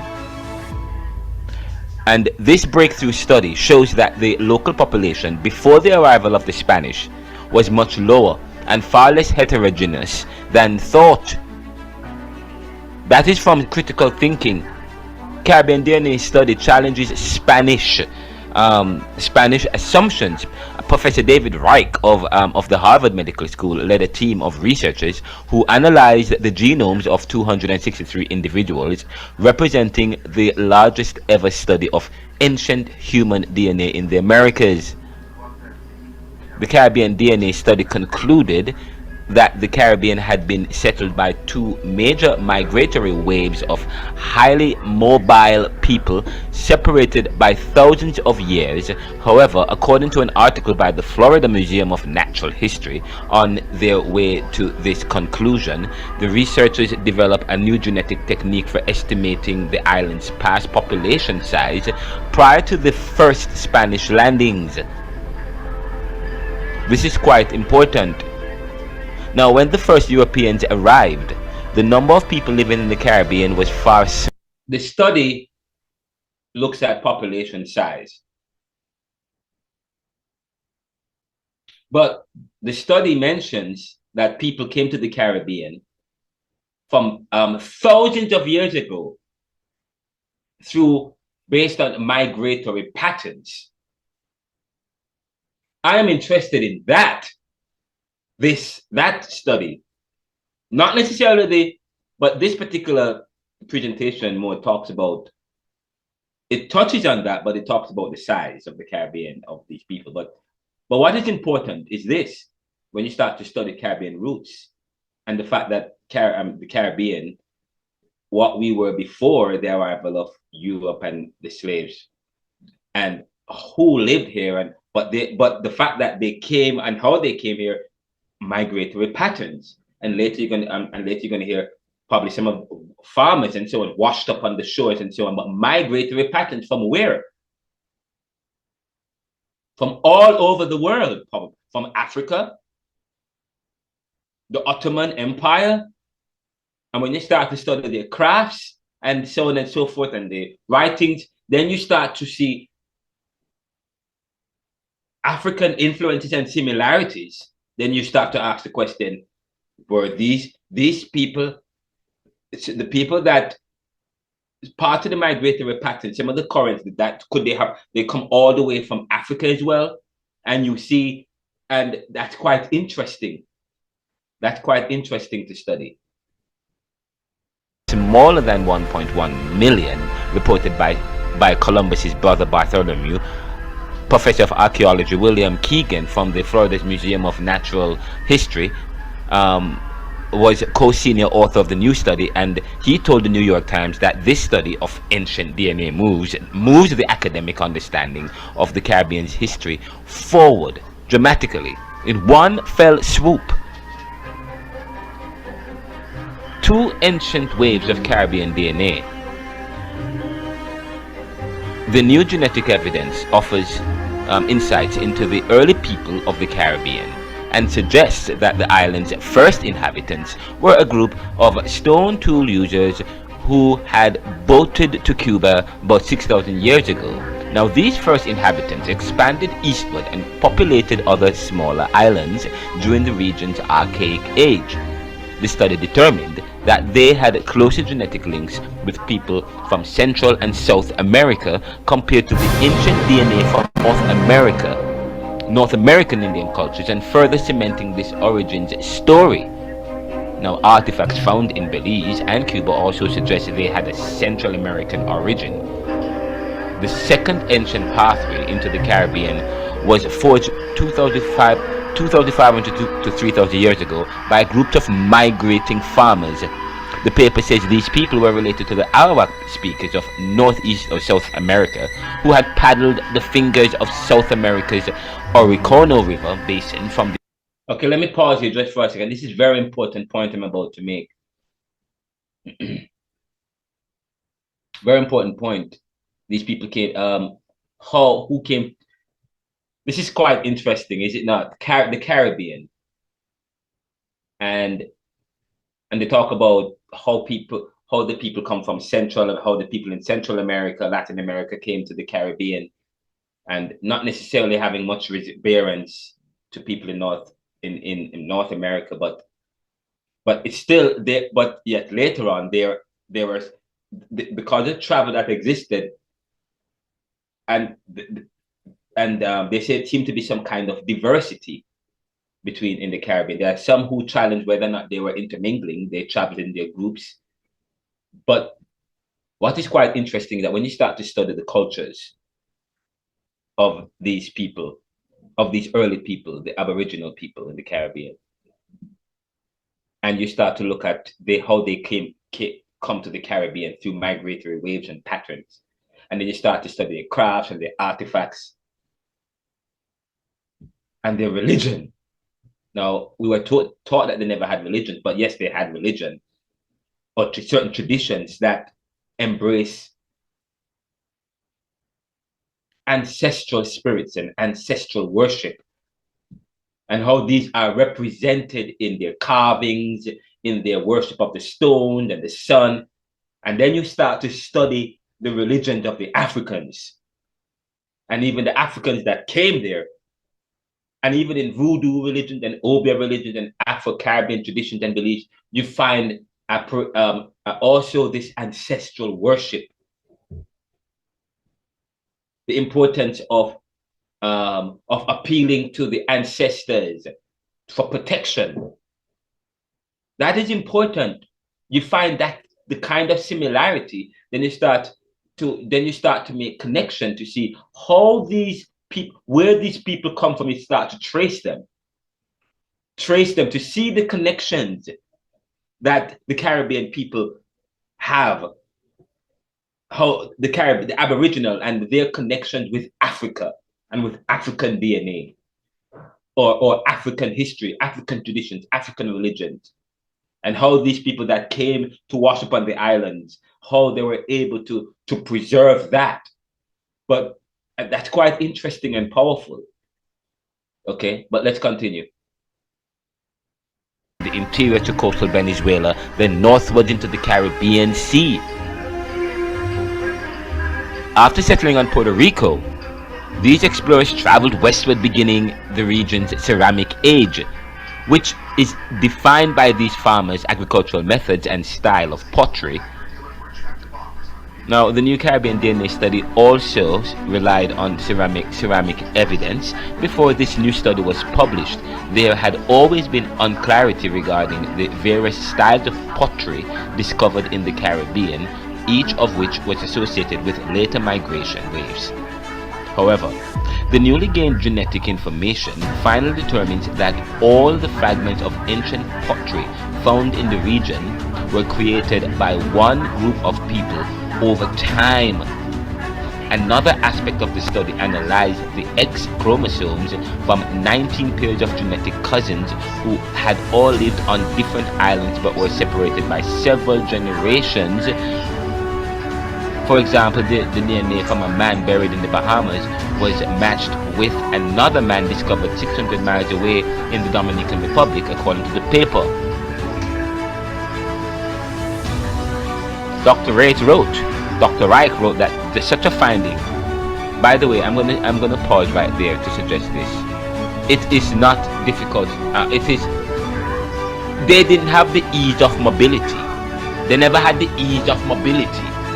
The people in the islands at the time, these people, they never had the ease of mobility. So yes, you can find that one man was related to another person 600 years, but it shows how the travel was active. And I said that in the last class, the people of the Caribbean, they were actively traveling,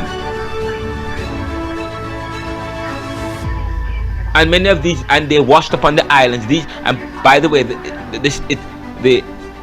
the narrative begins by saying that Christopher Columbus were the first people to have washed up on the islands, but then later on talk about other people, mobile people who were washed up on the island, mobile farmers who came and traveled all along the island.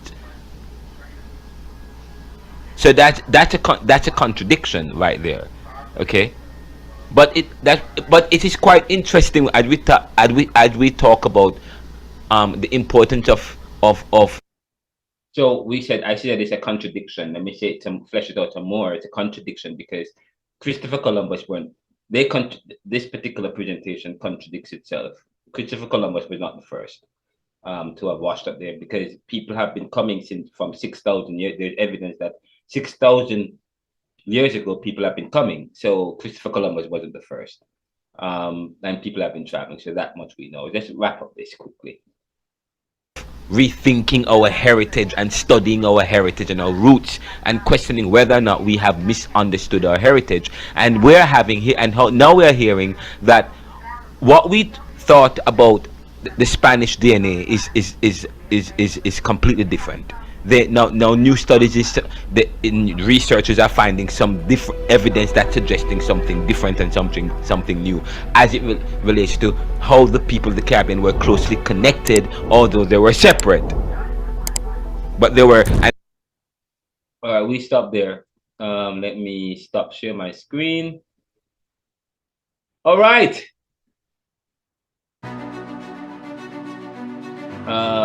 Okay, great. Hi guys, welcome to the class. Hi, how is everybody doing? How are you guys? Welcome. How are you? Renee, Alisa, Gavion, Chanel, Jessica is not here. I wonder why Jessica is not here. Yeah, man, good to see you guys. How are you guys doing so far though? How are you guys doing so far?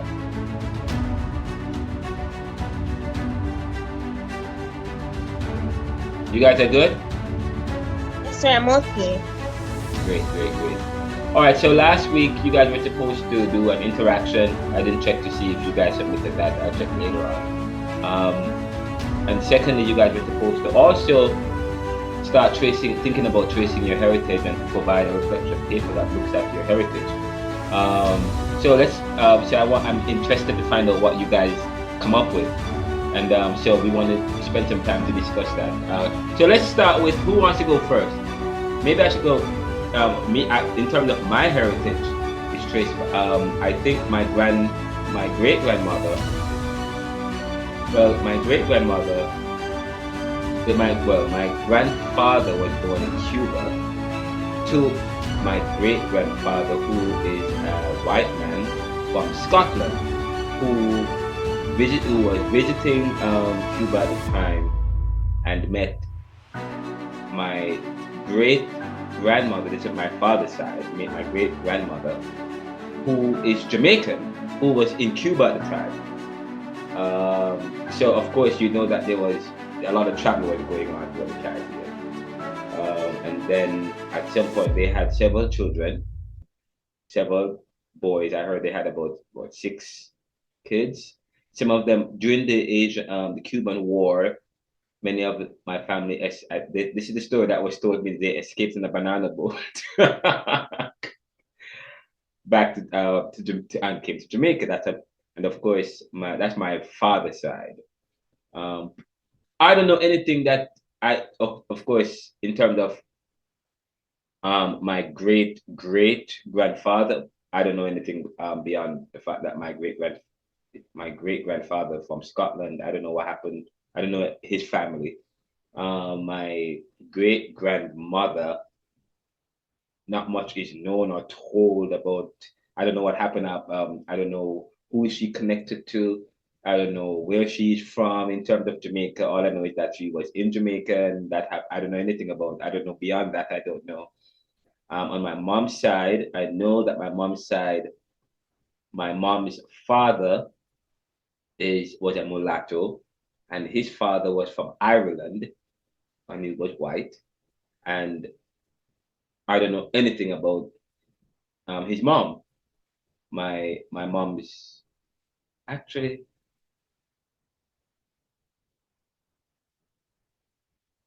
yeah, my great grandmother. I don't know much about her actually. But on my mom's side, my grandmother, who lived until she was 104. I did have a conversation with her many years ago about our heritage. Thank God I was able to do that before she died. And she talked about hailing from the Maroons. In fact, a lot of my family lived in Constitution Hill, and a lot of them are related, I realize. And I really haven't. I still need to do more research actually about my family side. But I know there are some on my mom's side. My mom's mom, her mom was a Maroon, and that much I know. But and I haven't done much study. Where in the but from St. Andrew, in the hills of St. Andrew. They lived in the hills of St. Andrew, close to Constitution Hill. But she left the Maroons and came down and married my mom's father. So I don't know much about it beyond that in terms of what existed before that. I don't think I have done much research, which I plan to do. But okay, what about you guys? What did you guys find? Um, as it relates to my parents, I don't know much about my great grandmother from my great grandparents from my mother's side because they died before I was born. Okay. Um, my my mother's parents, I guess they're still up and living. They I guess they're mostly African or from that descent.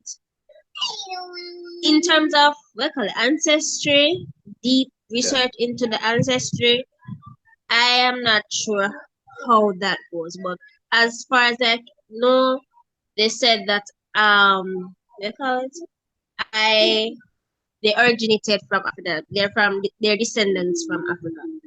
Um, and then from my father's side, his family is in Westmoreland. Okay. Yeah, and his parents are deceased. Okay. So there's not much I can find out about that. Even if they were deceased, they are a bit estranged. Yeah. So yeah. And his mother, the last time I saw her, she's of light complexion and her hair is somewhat of native traits are Oh, mixed. And what call it? And his father is African, of African descent. I heard that my mother's grandmother, great great grandmother, somewhere up there, was yeah. also of light complexion, and her hair color was like mixed as well. So I got the light complexion and a bit light complexion, not too dark, not too brown. Um, and so did my sister. But the Okay. rest of us mostly dark skin. Okay. Yeah. Oh, who did you where did you find the information? Who did you talk to? Your who did you talk to? My mom and Okay. my grandmother from my Okay. mother's side. Was it easy for you to get the information from them? I guess based on their memories, it Yeah. was fairly easy. And then if I were to research, my last name is what do you call it? Irish descent, so I'm not really sure. Okay. But yeah, How far back can you think they were able to go? Were they able to go trace relatives from as far as in slavery or maroon or whatever? no, sir, we don't have that privilege of tracing them way back then. It's just what we know now, Why do who you we are think so? able to talk to now. Why Um, why why do you think that's the case? I guess in order to trace it back, you would have to do a deep dive, Yeah. and I don't think it's something that they have really thought about. Probably it was a thought that just like popped up once in a while, but like I don't think they were that curious to Yeah. search about where they came from. Yeah. Yeah. Thank you so much for that, Gavion. Yeah. Who wants to go next? Who wants to go next? I could go. Alicia, go ahead. Okay. So mine is, I can trace mine back to my great great grandparents. Okay. But this is only from the maternal side. I don't have any information from the paternal side. It's just speculation. So no, you know how Wait, like why we is look it at people, speculation? like Why we is look it at people, and yeah. we're like, yeah, man, them look like them mixed with that. It's Okay. literally, it's just that's it. Yes. Okay. Right. So from the maternal side, my great, or I'll say it this way. My great grandmother's father was a Scottish plantation owner. Okay. And we were able, the last name is Tullow. So we were In able to, Jamaica? in Jamaica? What do you mean? I mean, you said your the plantation owner from Scotland. What did he live in? Oh, He lived in. yeah. He was a plantation owner in Jamaica, from what Okay. I was told. Yes. Because that was also something interesting I learned. It wasn't the British alone who owned plantations. The Scots also owned plantations too. You I see, don't know. that's why it's so important to do this. Yeah, That's good. Yes. right. So that would be great grandfather. So he was a Scottish plantation owner. And so my great grandmother's mother now, she was half black and half Indian. But her Indian, from what we think, it's not any native Indian type of thing. She would have probably been among the indentured laborers Yeah. that came in. So she is black, white Indian. Okay. Then in terms of now her children, well, I'm balancing it with my great grandmother. So now she would have married my great grandfather, and that man is like we joke and we're like, that man is blackity black. Ain't no mistake in that man. He is Yes. straight up black. But the last name is Simpson. Yes. So you know that then if he has that name, it would be linked to probably a British plantation based on the fact that the name is Simpson. But we don't know. So since I mentioned that in terms of Africa, we know that when you look across my family, you see that it's predominantly an African persons are of African descent. That is the strongest identifier.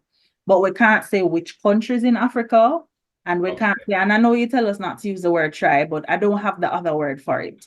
So in terms of that cultural breakdown, we don't know countries and we don't know Let's say peoples. Okay, we don't know which of the people groups or Yeah. languages, and we don't have any of that information at all. So that's gonna have to come from ancestry.com or one of those places. Or the Urban Indian Heritage Society. Check them out too. UIHS.org.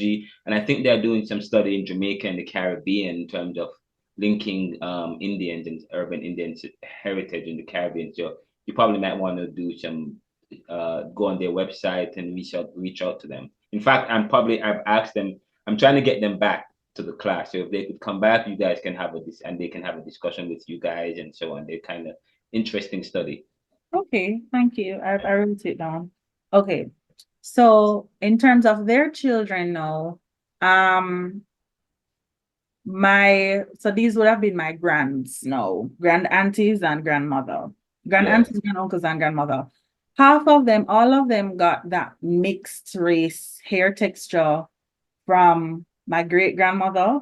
But in terms of complexion, it was 7 of them. The first half got the father's dark skin, and the second half got my great grandmother's fairer skin color. And that would have included my grandmother, who was the last one. Now, in terms of my grandmother, and this is now how my mother comes onto the scene. My grandmother would have come from that mix that I would have mentioned before. My grandfather now, he is a full white man, and he, from what we believe in terms of what was most obvious, he is of Syrian descent, as well as German descent. So proper white man. Yes. But what is interesting then in terms of what we learned is that it's not then just a European, and it's not even just a West Africa ancestry, but it's also a Northern Africa ancestry in terms of Syria's location. Yeah. And then, really, Matthew? Okay, fine. Just saying. All I meant was that. Thank you for that, Alan. And don't mix with black. The man mix with black. Because you know, Jamaican people call people who fear white. Yes, that is true. Right. So no, I mean him not black. Him not have no black in him. That's what I'm saying. Okay. So what is interesting though is that so his last name is Magnus. Now that Magnus line, because I have my mommy's last name, I can trace that back centuries. So I remember going to, and some of it I didn't need to ask, some of it would have been through my experience. So I remember going to the the Jewish synagogue downtown, Yeah. The name Samuel Magnus was listed among their like people in the Jewish history and going back to the 1500s. Yes. We were able to trace the name to Albertus Magnus, and there's a school called Albertus Magnus College, which is at Yeah. Catholic University in Connecticut. That the Magnuses have like is a family like with their own crest and that sort of thing. And Yes. what I also found, which is interesting because I've seen attachments to it in Germany, but what I found when I looked it up is that Magnus is a popular name throughout Scandinavia and was first introduced to the region by the Norwegian King Magnus the First.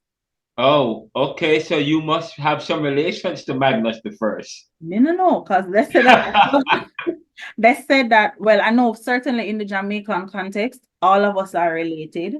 But I'm looking forward to doing the further research to get how it all works out. But in terms of family features, my mother, she not have no Simpson in her. You would never know. You'd probably think she's adopted. She looks Yeah. like her father. Yeah.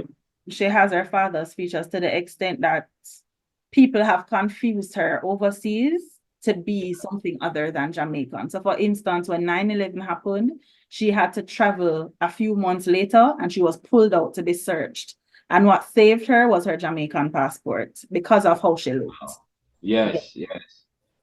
So in terms of my father's side, now, as I said, speculation, everybody's like, him look like him could have mixed with Indian and him look like him could have mixed with Chinese, but we don't know. Oh, wow. But in terms of me, I look like the Magnuses. So I don't look like a Simpson. I don't look like my father's side. I look like Magnus. But no one is confusing me with anything but black. Yes, yes. Quite interesting. Rich. The Germans have a rich the Germans came to Jamaica as well. I think they were in especially Saint Elizabeth. There I think in Saint Elizabeth, I believe that at one point the Germans had populated Saint Elizabeth. And even throughout Jamaica, you find a lot of German artifacts, German influences. And that is interesting that you should say that because a lady asked me the other day if my family come from St. Elizabeth because of how I look. And wow. I was like, Yes, yes. Saint Elizabeth, I learned about Saint Elizabeth and the German influence in Jamaica. And, even where I live in Germany, sorry, where I live in Germantown, a lot of German influence here. Boy, the Germans were everywhere, it seems. And not only that, but also the Jews lived in Germany one time, and after World War One and World War One and Two, and with the Holocaust and so on, and the persecution, they fled and went all over the world. Some of the Germans came here, but also some of the Jews that lived in Germany came to Jamaica. And you're talking about, wow. Yes, yes, I didn't know that. Yes, yeah, man. So it's quite interesting, especially since in 1914 thereabout, up to the 1944. There would have been a lot of travel. So it's quite interesting, right? It's powerful. All right, who wants to go next? Feldman is having problem with his computer, so probably he should go next because we may lose him at any time. Feldman. Feldman. Yeah. Do you want Sir, do you want to go good next? evening, everyone. Good evening. Do you want to go next? Because we may lose you at any minute, the way you are going in and out. I'm still driving, and that's what has been happening, and I'm sorry about that. When do you stop driving? In terms of, pardon me? When do you stop driving? Go again, sir? No, when will I stop driving in maybe in the next 30 minutes? The next 30 minutes or less. Oh, by the time I'm almost home now. Okay, but okay, go ahead though. By the time class done. All right, well, go ahead. Because by the time you get home, the class is wrapping up. But go ahead.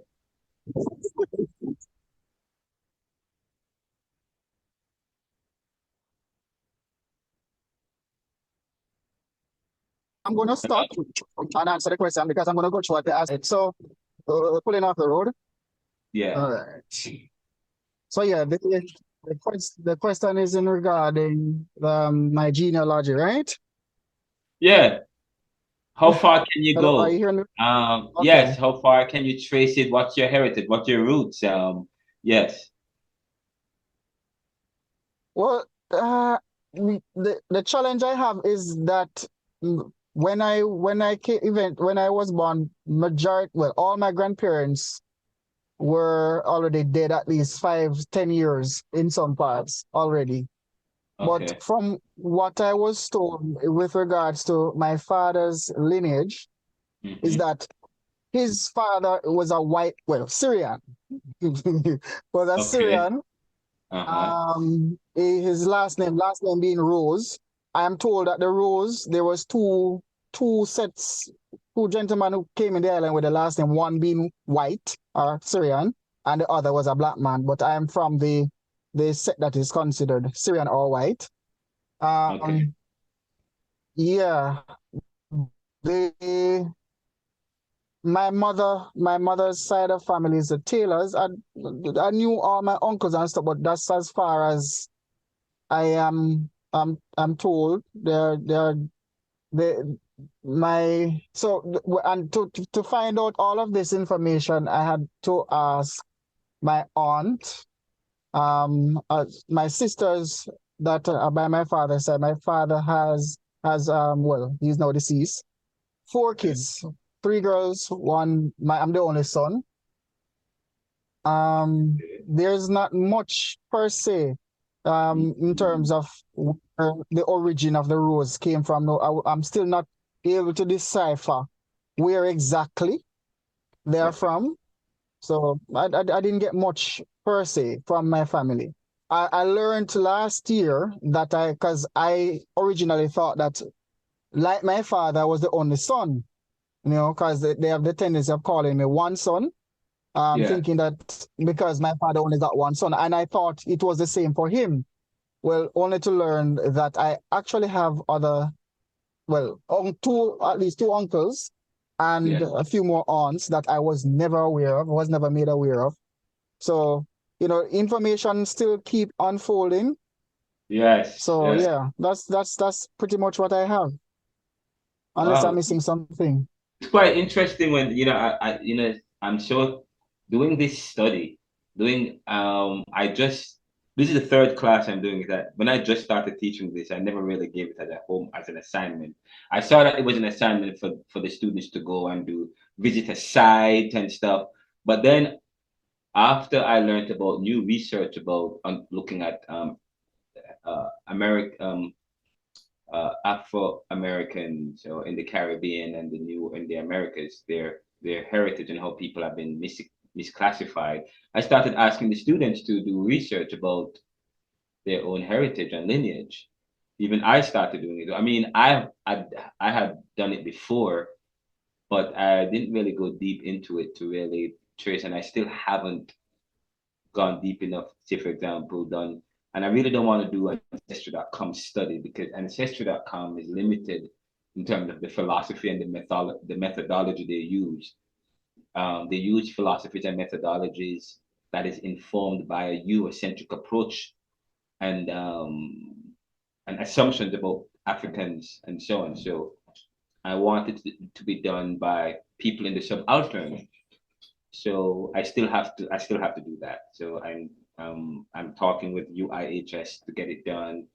I still have to do more research with my grandparents. I think well, no, my grandparents aren't alive. So, but I have my uncle is alive. So I still have more digging to do. So for me, but what I've noticed is that it's just the black families is just we, you can't go. It's as if you cannot there's some kind you can't go far. The thread is tangled. There's this tangle. There's a cut in the thread in black families.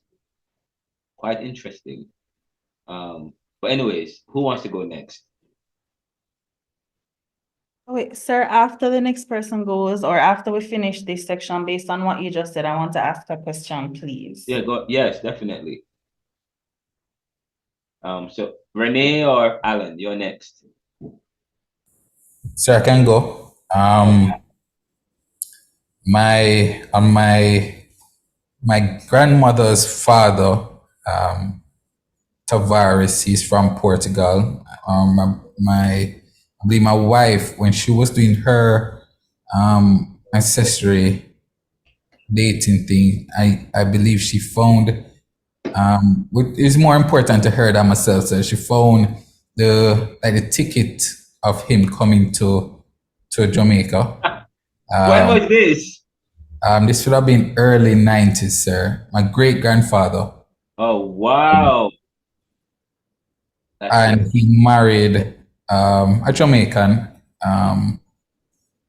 Mary Lou, I believe is her name. Tavares would have been her last name. I don't know. She's a black woman. I don't know I where don't she. mean to laugh, but those names are just quite Yes, interesting. man. Mary Lou. Okay, yeah, man. Yeah. So my following through my grandmother is the result of that. My grandfather, he's a black man. Mhm. I'm not sure where his family's from, but he's a black man, but with black man with nice hair. So I don't know What do you if mean there's nice hair? What's this like, nice hair? like I a would soft hair, sir, like myself. nice hair, ugly Okay. hair. Like yeah, like it's not coarse hair, sir. So Yes, yes. but he's a black man. Yeah. So I just don't know if I don't know the genes that's coming through there. So Yeah. right. Now on my father's side, my grandmother is from China. She's Chinese. And got married to a gentleman that's mixed. I don't know mixed with what, but he was from Saint Elizabeth, and the result was my father, and I don't know anything beyond my grandmother, my father's side. I don't know much about that side of the family because the divorce happened quite early. So I know more about my stepfather's side of the family than anything else. But yeah, Oh, wow. That's quite interesting. That's quite interesting. That's good. What's your last name? Isaacs. Isaacs. And Yes, that sir. comes from your My father's father. side. Yes, sir. But you say your father's side is from which side? It's from Portugal, right? Your great No, grandfather? my mother's side is from Portugal. My great grandfather. So actually, known he was alive. So he lived until 106. Oh, So wow. yeah, so he was very much in our lives up until he passed in the early 2000s. Have you been to Portugal? Haven't, no, sir. What? Come on, man. You have Um, to go to Portugal, bro. yes, and he's actually, it's funny because he's definitely mixed. But I don't know mixed to what end, but mixed with white and black, but definitely from Portugal. Yes. Yeah. Quite But interesting. But your father's side now is black, probably with some mixture. my father's side, grandmother Chinese, his Okay. mother is Chinese, and Your father's side his is. father is mixed with something, black and If something. I don't if know, it's sir. from Saint Elizabeth, they may have some German influence there because the Germans were in Saint Elizabeth. Yeah. This is in, okay. Well, thank you so much for that. And the last, well, Chanel is now in the class. Chanel, you haven't gone yet. Did you go yet? Wait, I see two screens for Chanel. Yes, sir. I'm at work, so I logged in on the work computer, but then I know that you were gonna call me, so I came out and logged in on my phone. Okay. Well, yes, yeah. I think you are next. Was somebody? Did we lose somebody just now? Wasn't there somebody else? I said who hasn't gone yet? It was Alan and Chanel. Okay, yeah. So Chanel, go ahead. Okay, sir. So I don't know much about my family because Mhm. my family has been carrying on like generational conflict, especially on my father's side. So I don't know much about them. The only thing I know is my grandfather, my paternal grandfather. I know that side is like mostly African because they're all like really, really dark and chapped in. So if you research like how an African man looks, that's exactly how they look. Okay. And my grandfather, my paternal grandfather, Yeah. he was really wild, so he had a lot of baby mamas. So like his maids and stuff, he had children with them. So that created the conflict amongst my aunts, my paternal aunts. So they don't talk to each other. So this baby mama don't talk to that baby mama. This sister don't talk to that brother. So stuff like that on the father side. But on my mother's side, Oh, so they look my okay. So maybe they are from the Mandingo tradition, huh? Because part of when you study slave society, there was the Mandingo, the a Mhm. particular slave, those slaves who were tall and big and strong, and their job was to impregnate the women.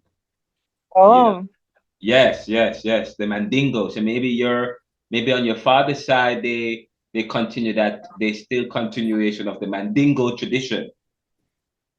okay. Yeah, yeah. Well, all right, yes. Sorry, on your mother's side now. Yes, sir. So on my mother's side, my great grandmother, I'm not sure what she is mixed with, but she is light skin. So she's totally red, but she has straight dark Indian hair. Okay. And my grandmother, she has straight dark Indian hair, but she is dark. So I'm assuming I've never met her father, which is my great grandfather, but I'm assuming he would have been the dark one because her mother is really light skinned. She's red with long, thick, dark hair, straight dark hair. Sorry. So but person just say Indian or coolie when they're talking to my grandmother. Any any And any Maroons in the family? Any Maroons? You think she's related to the Maroons or something in the I hill? don't. I'm not sure because my grandmother she don't even know anything about her side either because she left the family from she was about 13 or so. Oh wow! So you have a lot of work to do in terms of tracing your lineage and history. Maybe that's a project for you to do in the future. Yes, Trace sir. family and so on. And as I said, don't just go to ancestry.com, okay? Mhm. Because I'm very suspicious of the methodology they use, okay? Try and find any other researches and so on and so forth. But that's quite interesting that so most of us in the class we have some kind of cut in the thread. It's not, you can't go as far back, you can't trace it. It's not that clear. By the way, Alyssa, are you related to Alan Magnus? Yes, sir, I am. Oh, I meant to ask and I forgot one day. And Alan, how are you related to him? Okay, so he would be one of my cousins, but I don't understand how that part works. Yes, yes. Yeah. So Oh, he wow, yes. Mm-hmm. I know you wanted to ask a question, you said. What was that? Okay, I wanted to know how it is possible that even though the slaves are coming from the same place in terms of even those that were taken to the United States, why Yeah. it is that the records that were kept for the Blacks in the United States is more, or even it even exists then where they can trace their thing generations back, while our grandparents can hardly talk about, like, them get them birth dates wrong and them don't have no birth paper, and like, how is that even a thing? That's a very good question that I can't answer that question. That's a research that you probably should, and that's a I can't answer that question, and you are right, because since being here in the U.S. and I have access to archives, dating way back to the transatlantic, and people are finding, and so I don't know if that's something that can be done. Maybe that's maybe that's what needs to be done in terms of academic institutions. Yourselves, we need to try, and that's why I started doing this research. And now some of the students are saying, "Sir, I've never done this before. Now I'm finding out things that I didn't." So maybe it's for us now to start you can't, sometimes you can't go to a regular library, and many of the things weren't preserved. But we do have a national museum in Jamaica. So probably there are some things that you can go back and look in history. But say for example, I have a book here. Where is it? The Journal of Negro History. And there's a, which I'm telling you, I started reading it. I was amazed. I'm seeing letters from 1848. Wow. This book, and I was an old woman when I was living in New York, gave this to me when she realized I was doing a research. And she had several of these, and I was trying to get her to give me all of them. From the I have letters, Paul Coffey by Henry. This is a slave writings, letters. Let me tell you. And I said, wow. And I'm learning this part where we have letters written by slaves from the 1800s. Wow, and I'm reading it. I am telling you, I was not exposed to this in Jamaica. I was not. And probably you can, maybe some of these, you can find some of them if you go to UE, because now they are dedicating themselves. They are available. Some people, some of these things were burnt, but some of these things are available if you look for it. And but you have to go to the National Museum if we have one, or the Jamaica Archive. If you go to the archive, they may have some, but I don't think in terms of academics, a lot of our academics is tailored towards reimagining and exploring our history and so on and so forth. And some of the history is corrupted, so you have to reinvent it yourself. You have to go to the source. You have to do your own history and do the research yourself and do the connections to find things. But they did a very good job of, and you talk about the abolitionist movement in these countries. They did a very good job in preserving some of the history there in terms of them in the US, but in Jamaica and the Caribbean, I'm not sure what was happening there. So that's a good question. That's something that that's a good question to ask, and I'm probably going to do some research. The fact that you've asked that very good question, because that's what I do. I do research to find things out. So I'm interested to find out why is it that my students and myself, we can't go far back. But in the US, a lot of people, they can trace their heritage far back to the Cherokee Indians and so on and so forth. People like Kyrie Irving and other people are tracing and finding, and and in the Caribbean, we cannot do that. Yeah. And so I know exactly what you're talking about, Alyssa, and it is something that I think I'm going to be doing some further studies. We don't have enough time to do this in this class, but I want to know, and I'm going to do some research on this, to be honest, because I'm noticing this. This is from critical thinking. Okay. Okay. All right. So we're going to finish class at 6, actually. So, but before we finish, I am going to, let me pause my screen real quick, because I'm gonna end the class by going back to a poll that you guys did. Let me see if I could find it. How do we find polls? Okay, there we go, polls. And then let me see, poll 1 question: what are the greatest? Is this it? Compare. Here we go. Here we go. I'm gonna launch this. Launch. All right, I have launched a poll. You guys, we'll be back. I'll be back. We'll be back at 5:45, and I'll see your answers, and we will start to discuss it quickly, and then we'll pick it up when we come back at the next class. The next class, though, I'm just going to do this, finish this, and then I want to show you 2 videos. 1, Who Shot the Sheriff by Bob Marley, and 2, Life and Death. So the next class is just going to be filmed. We're going to do the first 30 minutes, watch this. We're going to finish up this discussion comparing the Caribbean islands. Oh, and there's something else I want to show you guys before you go. So please do not leave class at 6 o'clock, because there's one other video. So do this question right now if you can. What do Haiti and Cuba not have in common with DR, Jamaica, Trinidad, and Barbados? Answer the question, and then we'll be back at 5:45. Wait, sir, we're not seeing the options, only the numbers. Should those of us that did it last time still do it over though? Yeah, yes, if you can you? I can't see we're not seeing the choices in terms of the explanation. We're only seeing the numbers.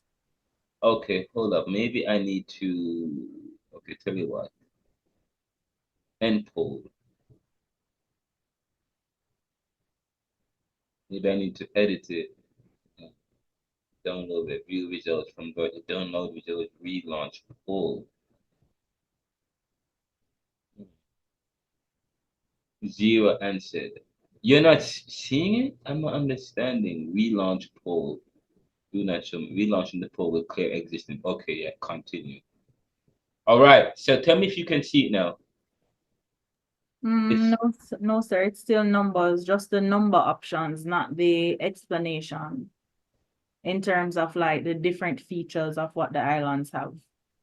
Oh, what do Haiti? Oh, okay. I see what you mean. Okay, okay. Let me share my screen so you guys have it then, because it's gonna be too much. So let me see. Caribbean thought. Here we go. All right, I'm gonna share my screen, and you will have the option right there. Share my screen. Share. Okay, are you seeing it? Yes, sir. Thank you. All right.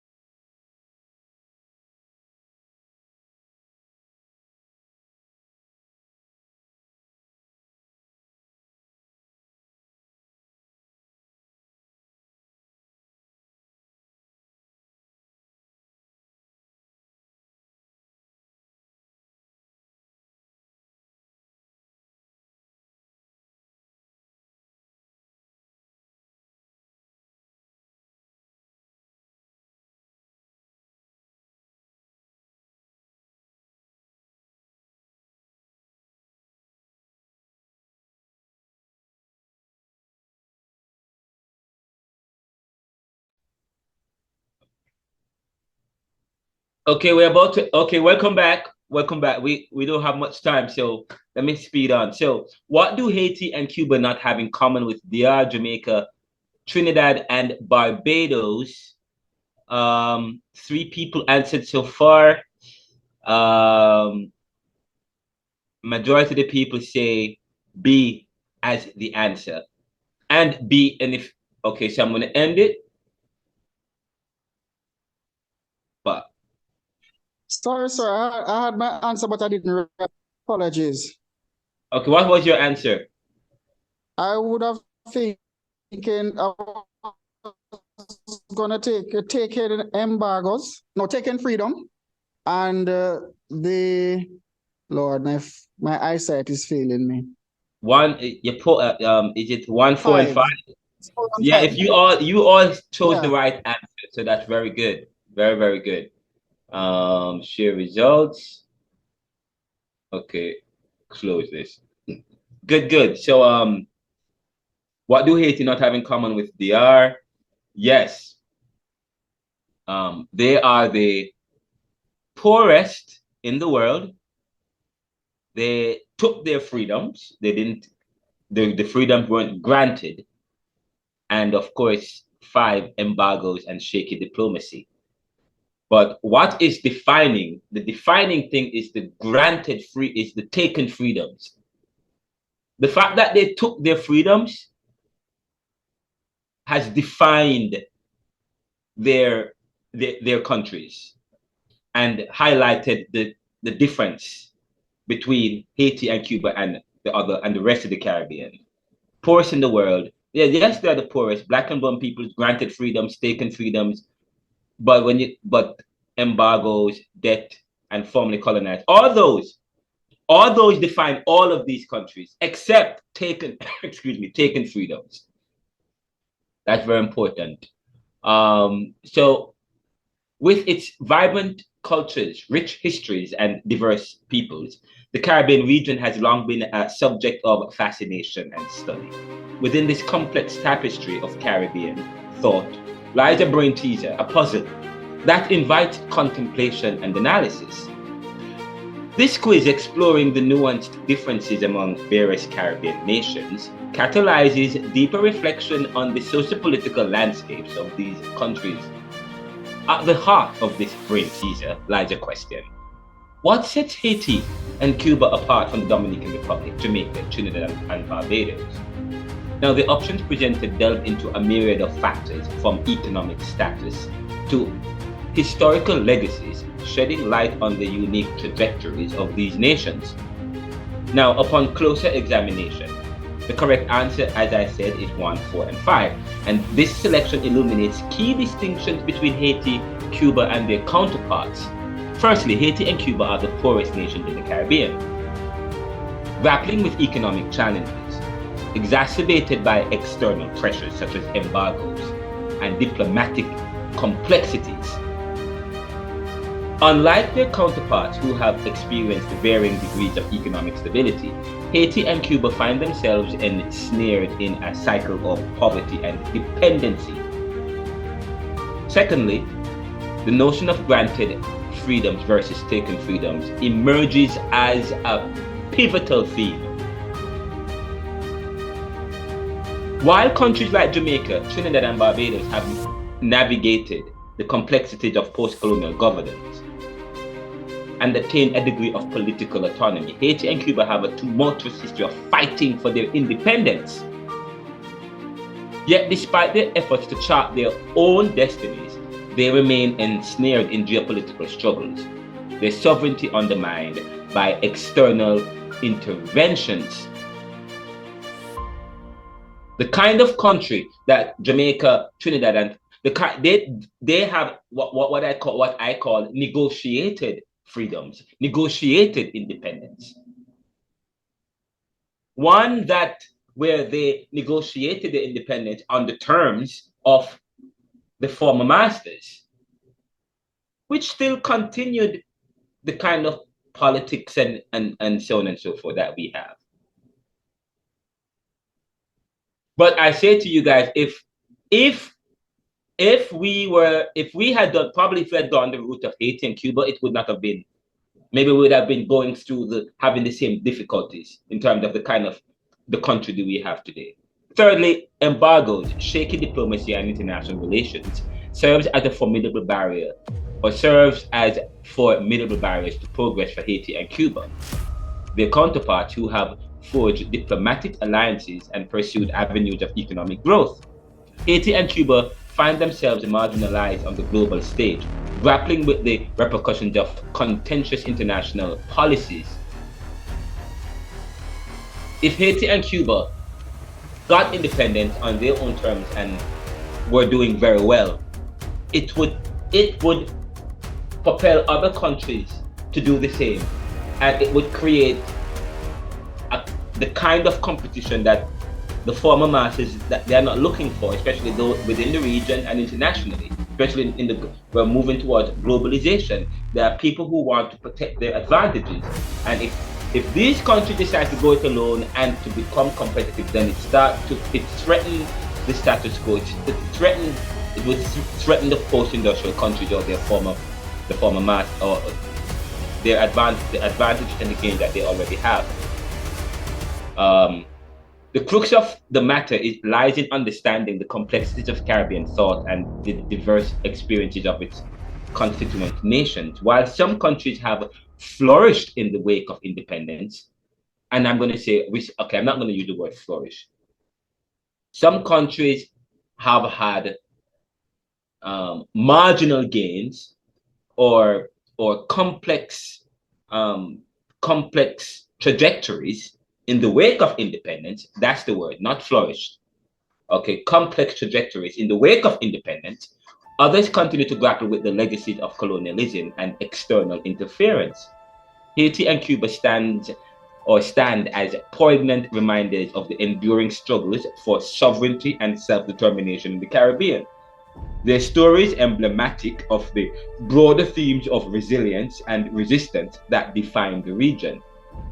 In summary, the brain teaser posed serves as a gateway to deeper insights into Caribbean thought, prompting critical reflections on the historical, political, and economic dimensions of the region. By unraveling the complexities of Haiti and Cuba's experiences, we gain a deeper appreciation for the multifaceted nature of Caribbean identity and the enduring legacies that shape its trajectory.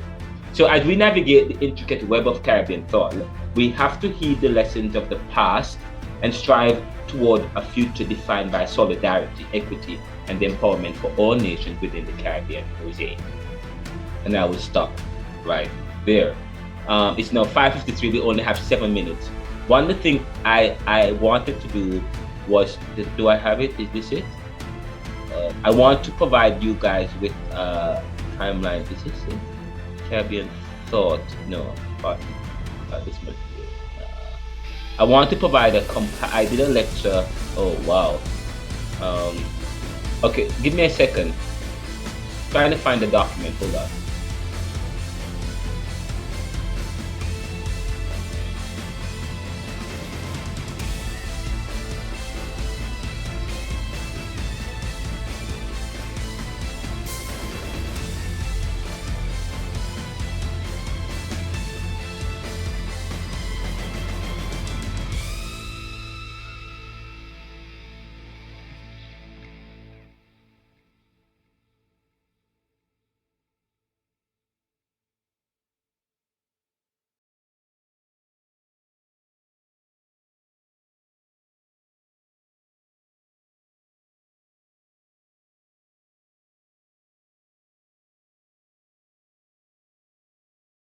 You guys are seeing my screen. My screen. I want to. What I want to do now. I want to explore the islands of the Caribbean. And that particular brain teaser was supposed to move us into looking comparatively at the Caribbean briefly, looking at the various islands. And so the question is, as we move into this particular lecture, we will begin next week. So we end here. What distinguishes Haiti and Cuba from the Dominican Republic, Jamaica, Trinidad, and Barbados? Please answer and provide a brief synopsis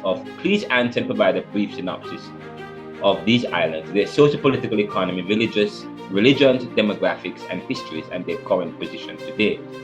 Haiti. So next week I'll begin to talk about this particular issue. What it is that defines them, looking at their religion, looking at the demographics. So we're going to look at Haiti. Haiti is the poorest country in the Western Hemisphere with a struggling economy, primarily based on agriculture, particularly subsistence farming. It faces challenges such as political instability, corruption, and natural disasters. And of course, in terms of their religion, the most Haitians practice Catholicism, blended with traditional African religions known as Voodoo, which at one of the class we'll talk about Afro-Caribbean beliefs. We'll go back into that. We'll delve into it. Not next week, but week after next. In terms of the demographics of the population at Haiti, the population is predominantly of African descent, with a small minority of mixed race and European descent. Of course, those who are of African descent at some point had intermingled with the Aboriginals or the ancients there. So there are some people of African descent who bear some connections with the native people that lived on the island. The history: Haiti was the first independent nation in Latin America and the Caribbean, born out of a successful slave rebellion against French colonial rule in the early 19th century, which we continue to question today. Was it successful? And how are we determining the success? The extent to which that they have received real freedoms and independence, because their independence wasn't recognized at one, and they had to work to pay off a debt. So were they? Did they really? Was it successful?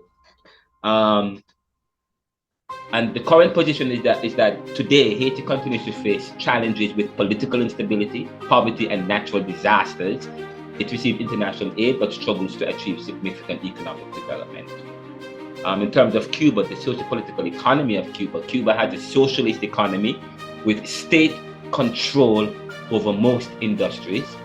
So in a sense, it's a communist state or a socialist state, and that was a problem for the US. And as a result, and right now they suffer embargoes. It has faced economic challenges exacerbated by the US embargo, but has a relatively strong healthcare and education system. Again, a relatively strong healthcare and education system. In fact, they were trying to find a cure for COVID. They are way ahead. If they had the kind of resources and they were allowed to be part of the international community, probably they would have had more success. They would be probably more like a Singapore. But they are blocked from trade and so on because of their decision to operate in this part of the hemisphere, which is predominantly capitalist. So that's a problem.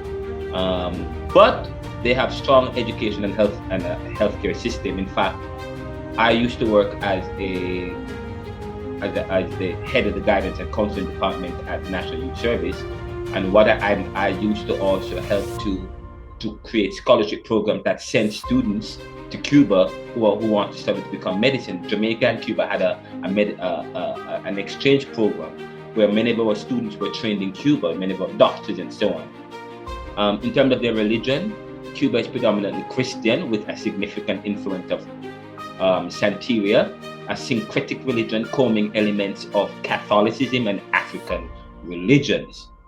In terms of their demographics, the population is diverse with significant Afro-Cuban and mixed race population alongside European descent or descendants.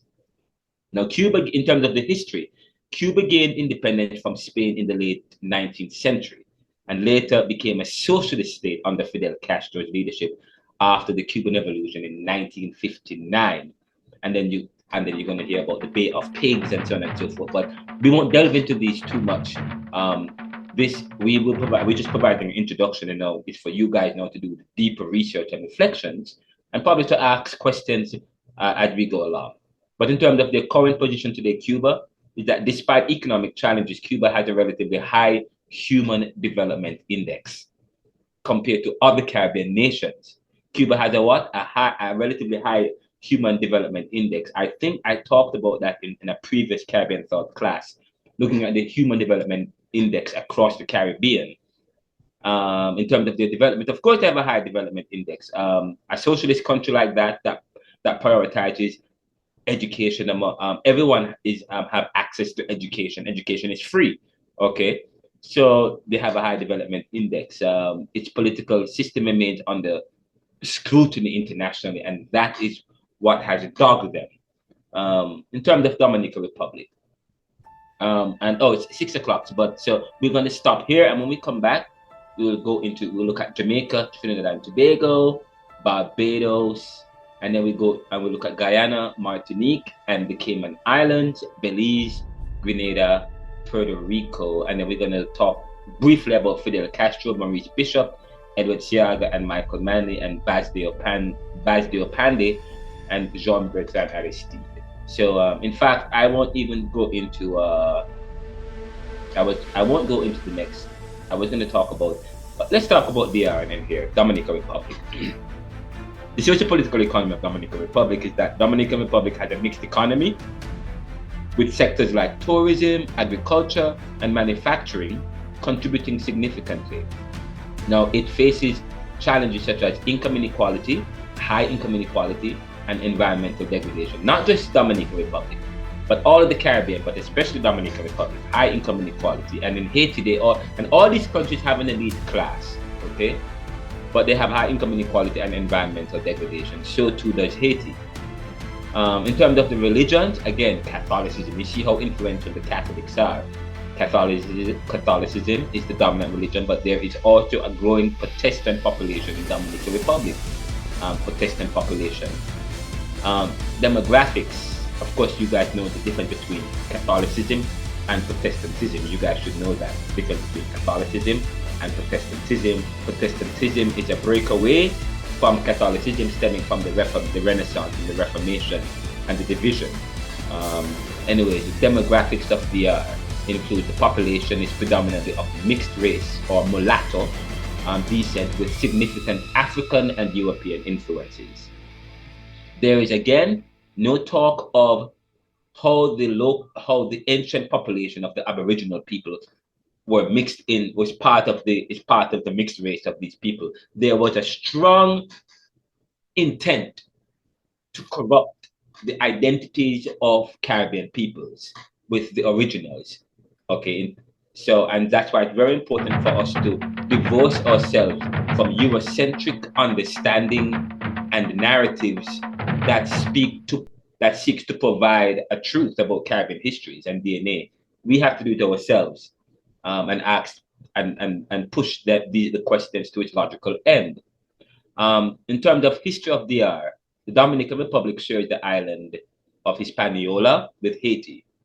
It was colonized by Spain and later, and here it is, I said this earlier, it was occupied by Haiti before gaining independence in the 19th century. Yes, the Dominican Republic was occupied by Haitians.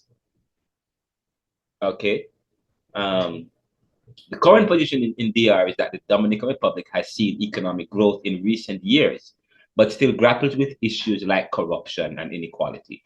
I am going to stop here in terms of looking at the countries. Now, for your homework, for next week, I want, since we're looking at the Caribbean islands, and briefly do a brief description of the Caribbean islands. But actually, I want you guys, see, we're talking about Dominican Republic, come up with your own as it relates. We're going to go into Jamaica. I'm going to talk about this next week, but I want you guys to start thinking about the socio-political economy of Jamaica, the religion in Jamaica, the demographics in Jamaica, the history, the current position. So I want you guys to start thinking about Jamaica. We're going to talk about Jamaica, Trinidad, Barbados, and so on. But what can you guys come up with in terms of looking at the socio-political economy, the religion, demographics, history, current position of those other islands that we haven't dealt with? So you can do Jamaica, Barbados, and this is just and this is very important to get you guys involved in the class. Start thinking about what separates the Caribbean islands. Now, go ahead. Just a question to that. Are we sticking with islands or countries within CARICOM, or particularly the English speaking islands, or it doesn't matter? Doesn't matter. All of the Caribbean, including Spanish, because DR is not DR is Spanish. Because we're Right. going to talk about. I'm going to also talk about Martinique and Belize next week, Puerto Rico. So you guys can do any one you guys would like to do. But what we're looking at is socio-political economy, religion, demographics, history, and current position. You see how I do it in terms of just a summary, like how have done it here. Socio-political economy, religion, demographics, history, current position. What can you guys come up with? And you don't have to make it elaborate. The only graded piece of work is the midterm and the exam and the research. That's it. This helps with your interaction and your connection to the class and getting you involved. It also helps me to understand, to see where you are, how you're thinking, and your participation in the course and so on. So this is good for reflection and learning. So it'd be great for you to do that. And I also, when I'm marking your end of your grade, I look at what you've submitted and say, okay, you guys, you've been involved in the class, you've participated, you've submitted work in the class as well. So this is good, and it's good to do this. So, but I'm giving you the flexibility of choosing any island you want to do, any country in the Caribbean you would like to do, looking at their socio-political economy, religion, demographics, history, and their current position, and just a brief summary on these points about the country that you've chosen, and let me see what you guys can come up with. Now, as we wrap up the class, I'm going to end with a 5-minute video about C.L.R James. It's just 5 minutes, and we're going to end at 6:15, and that's it. If you haven't watched the last week's class, by the way, you notice how I made the class amazing. When I finish the class, I spend a lot of time in editing the videos and putting background music and so on, so that you guys can have a beautiful experience when you guys watch it. So, and I make it into a huge documentary. So I hope you guys appreciate that. And I hope you guys have watched the last videos we did for Caribbean Thought, the lecture so far. I hope you guys are loving the videos. And you guys like it? You like what I'm doing with the videos? I haven't watched it, sir, but I'm definitely going to watch the one from last week when I watch it. Yeah, man. Oh my God, I make it into a whole premiere. In fact, I posted an excerpt, a trailer of the lecture last week, which I really loved. And it got over 10,000 views already on Twitter alone. They're loving it. And you guys check out the videos, Caribbean Thought on YouTube, or it's on the podcast. It's really beautiful. I put background music and stuff for you guys to enjoy it, and for people to watch it and stuff and learn about the Caribbean and so on and so forth. You can even share it with your people at work or at school, in your community, with your family. To the videos are available, and they're really interesting because I rewatch them and I'm like, wow, this is great. So you guys are gonna love the videos for the class. Just you can go to the YouTube video, or it's on podcast in Apple or whatever. So we're gonna end with this though. So don't go yet, guys.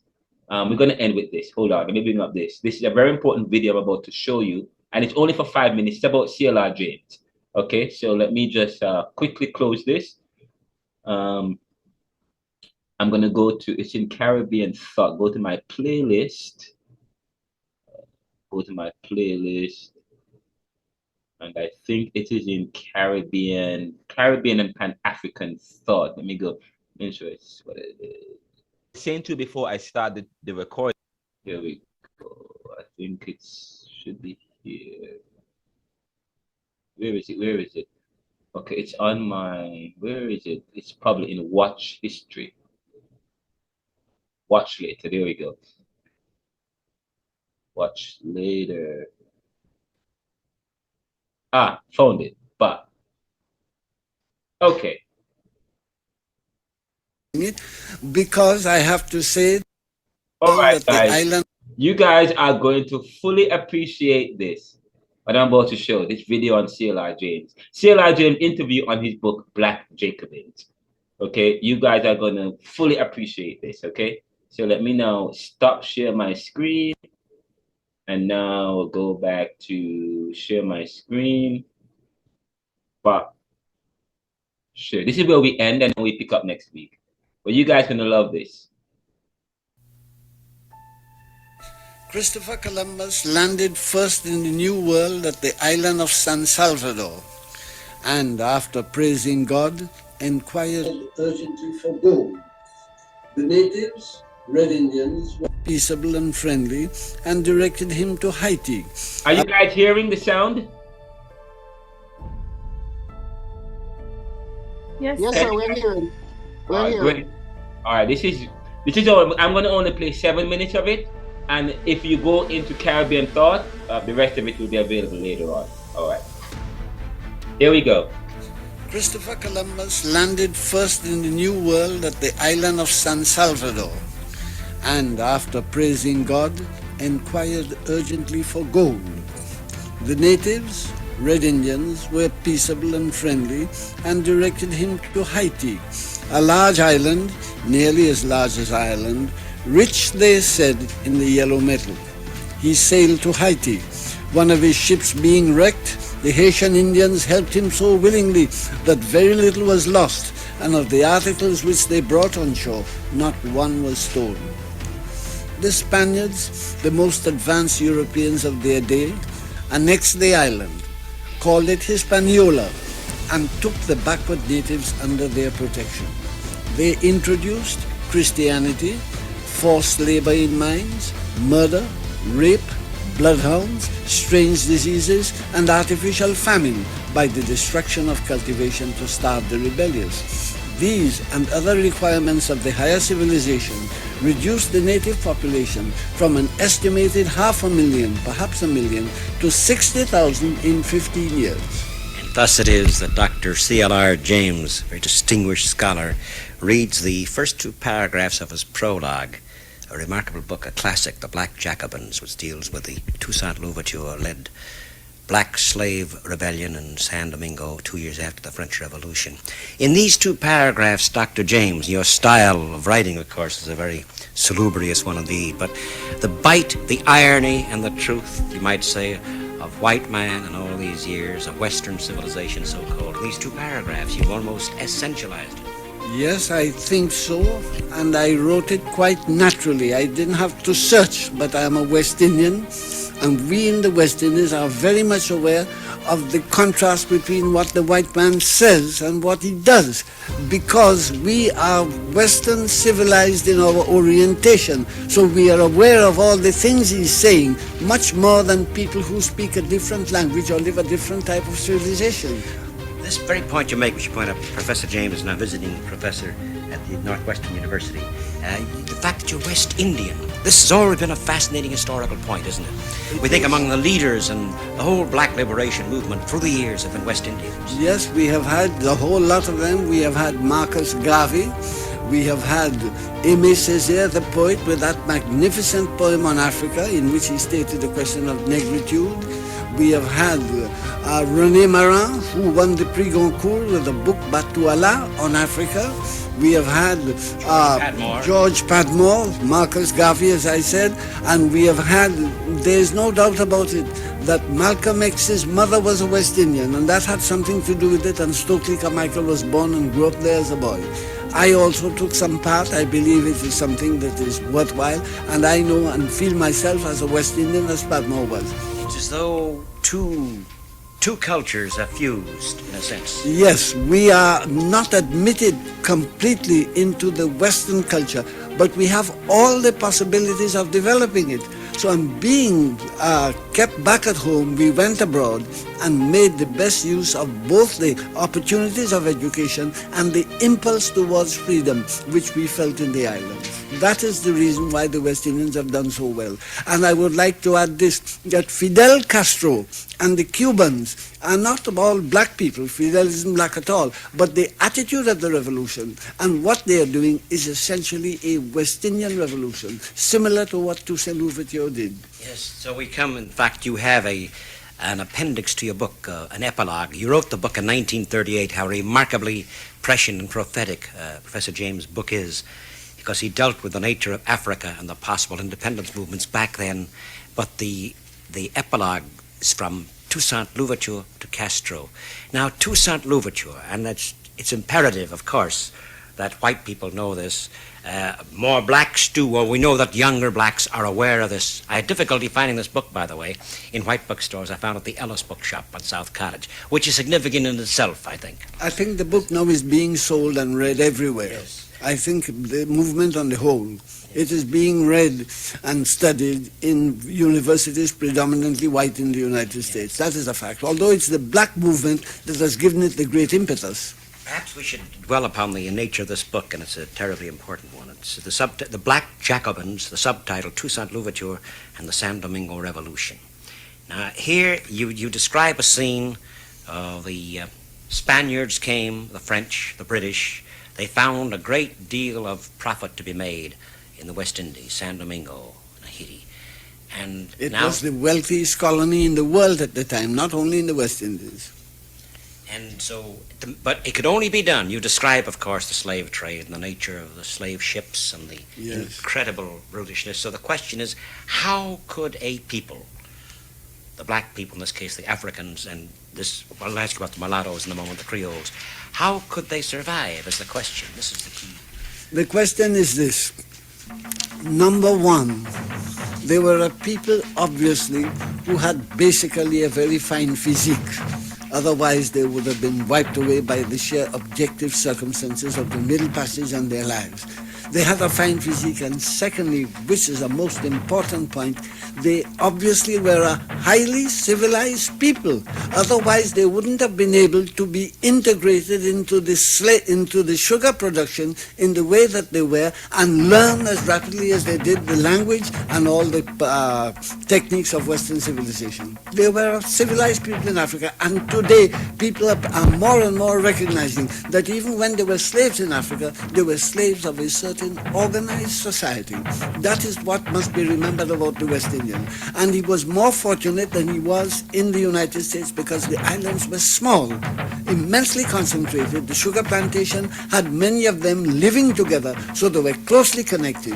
And this backbone of civilization in Africa and African physical strength, and then having to learn the elements of Western civilization, made them what they did and what they have become. So we come to several points that Dr. James raises, and again, the question of... I will stop there, and this is very important as we wrap up the class. He asked the question, how could they survive? How could these slaves survive? The answer, and I answered it before and I'm answering it again. They were a people who were of very fine physique. If it weren't so, they would not have been able to survive the Middle Passage. And two, they were highly civilized people who were easily integrated into sugar production and sugar society. They were highly civilized because which suggests that Africa and West African society was organized society. They were very organized. And they were of African physical strength. And so it's quite interesting, and we mentioned this point. When you start to when you start to reimagine the slave, we talk about reimagining people within critical race theory, moving away from a victim approach to a hero approach. So when you start to really look at the Africa and who came and how they came. And I said they were able to, and then you asked the question, how were they able to survive? They were able to survive because of the type of African they're coming from a very civil and organized society. It's quite powerful, quite profound from C.L.R James here. One other point he made, he said that Fidel Castro and Cuba, they're not black, they're not necessarily black. However, their resistance, their resistance was one that was West Indian, a West Indian.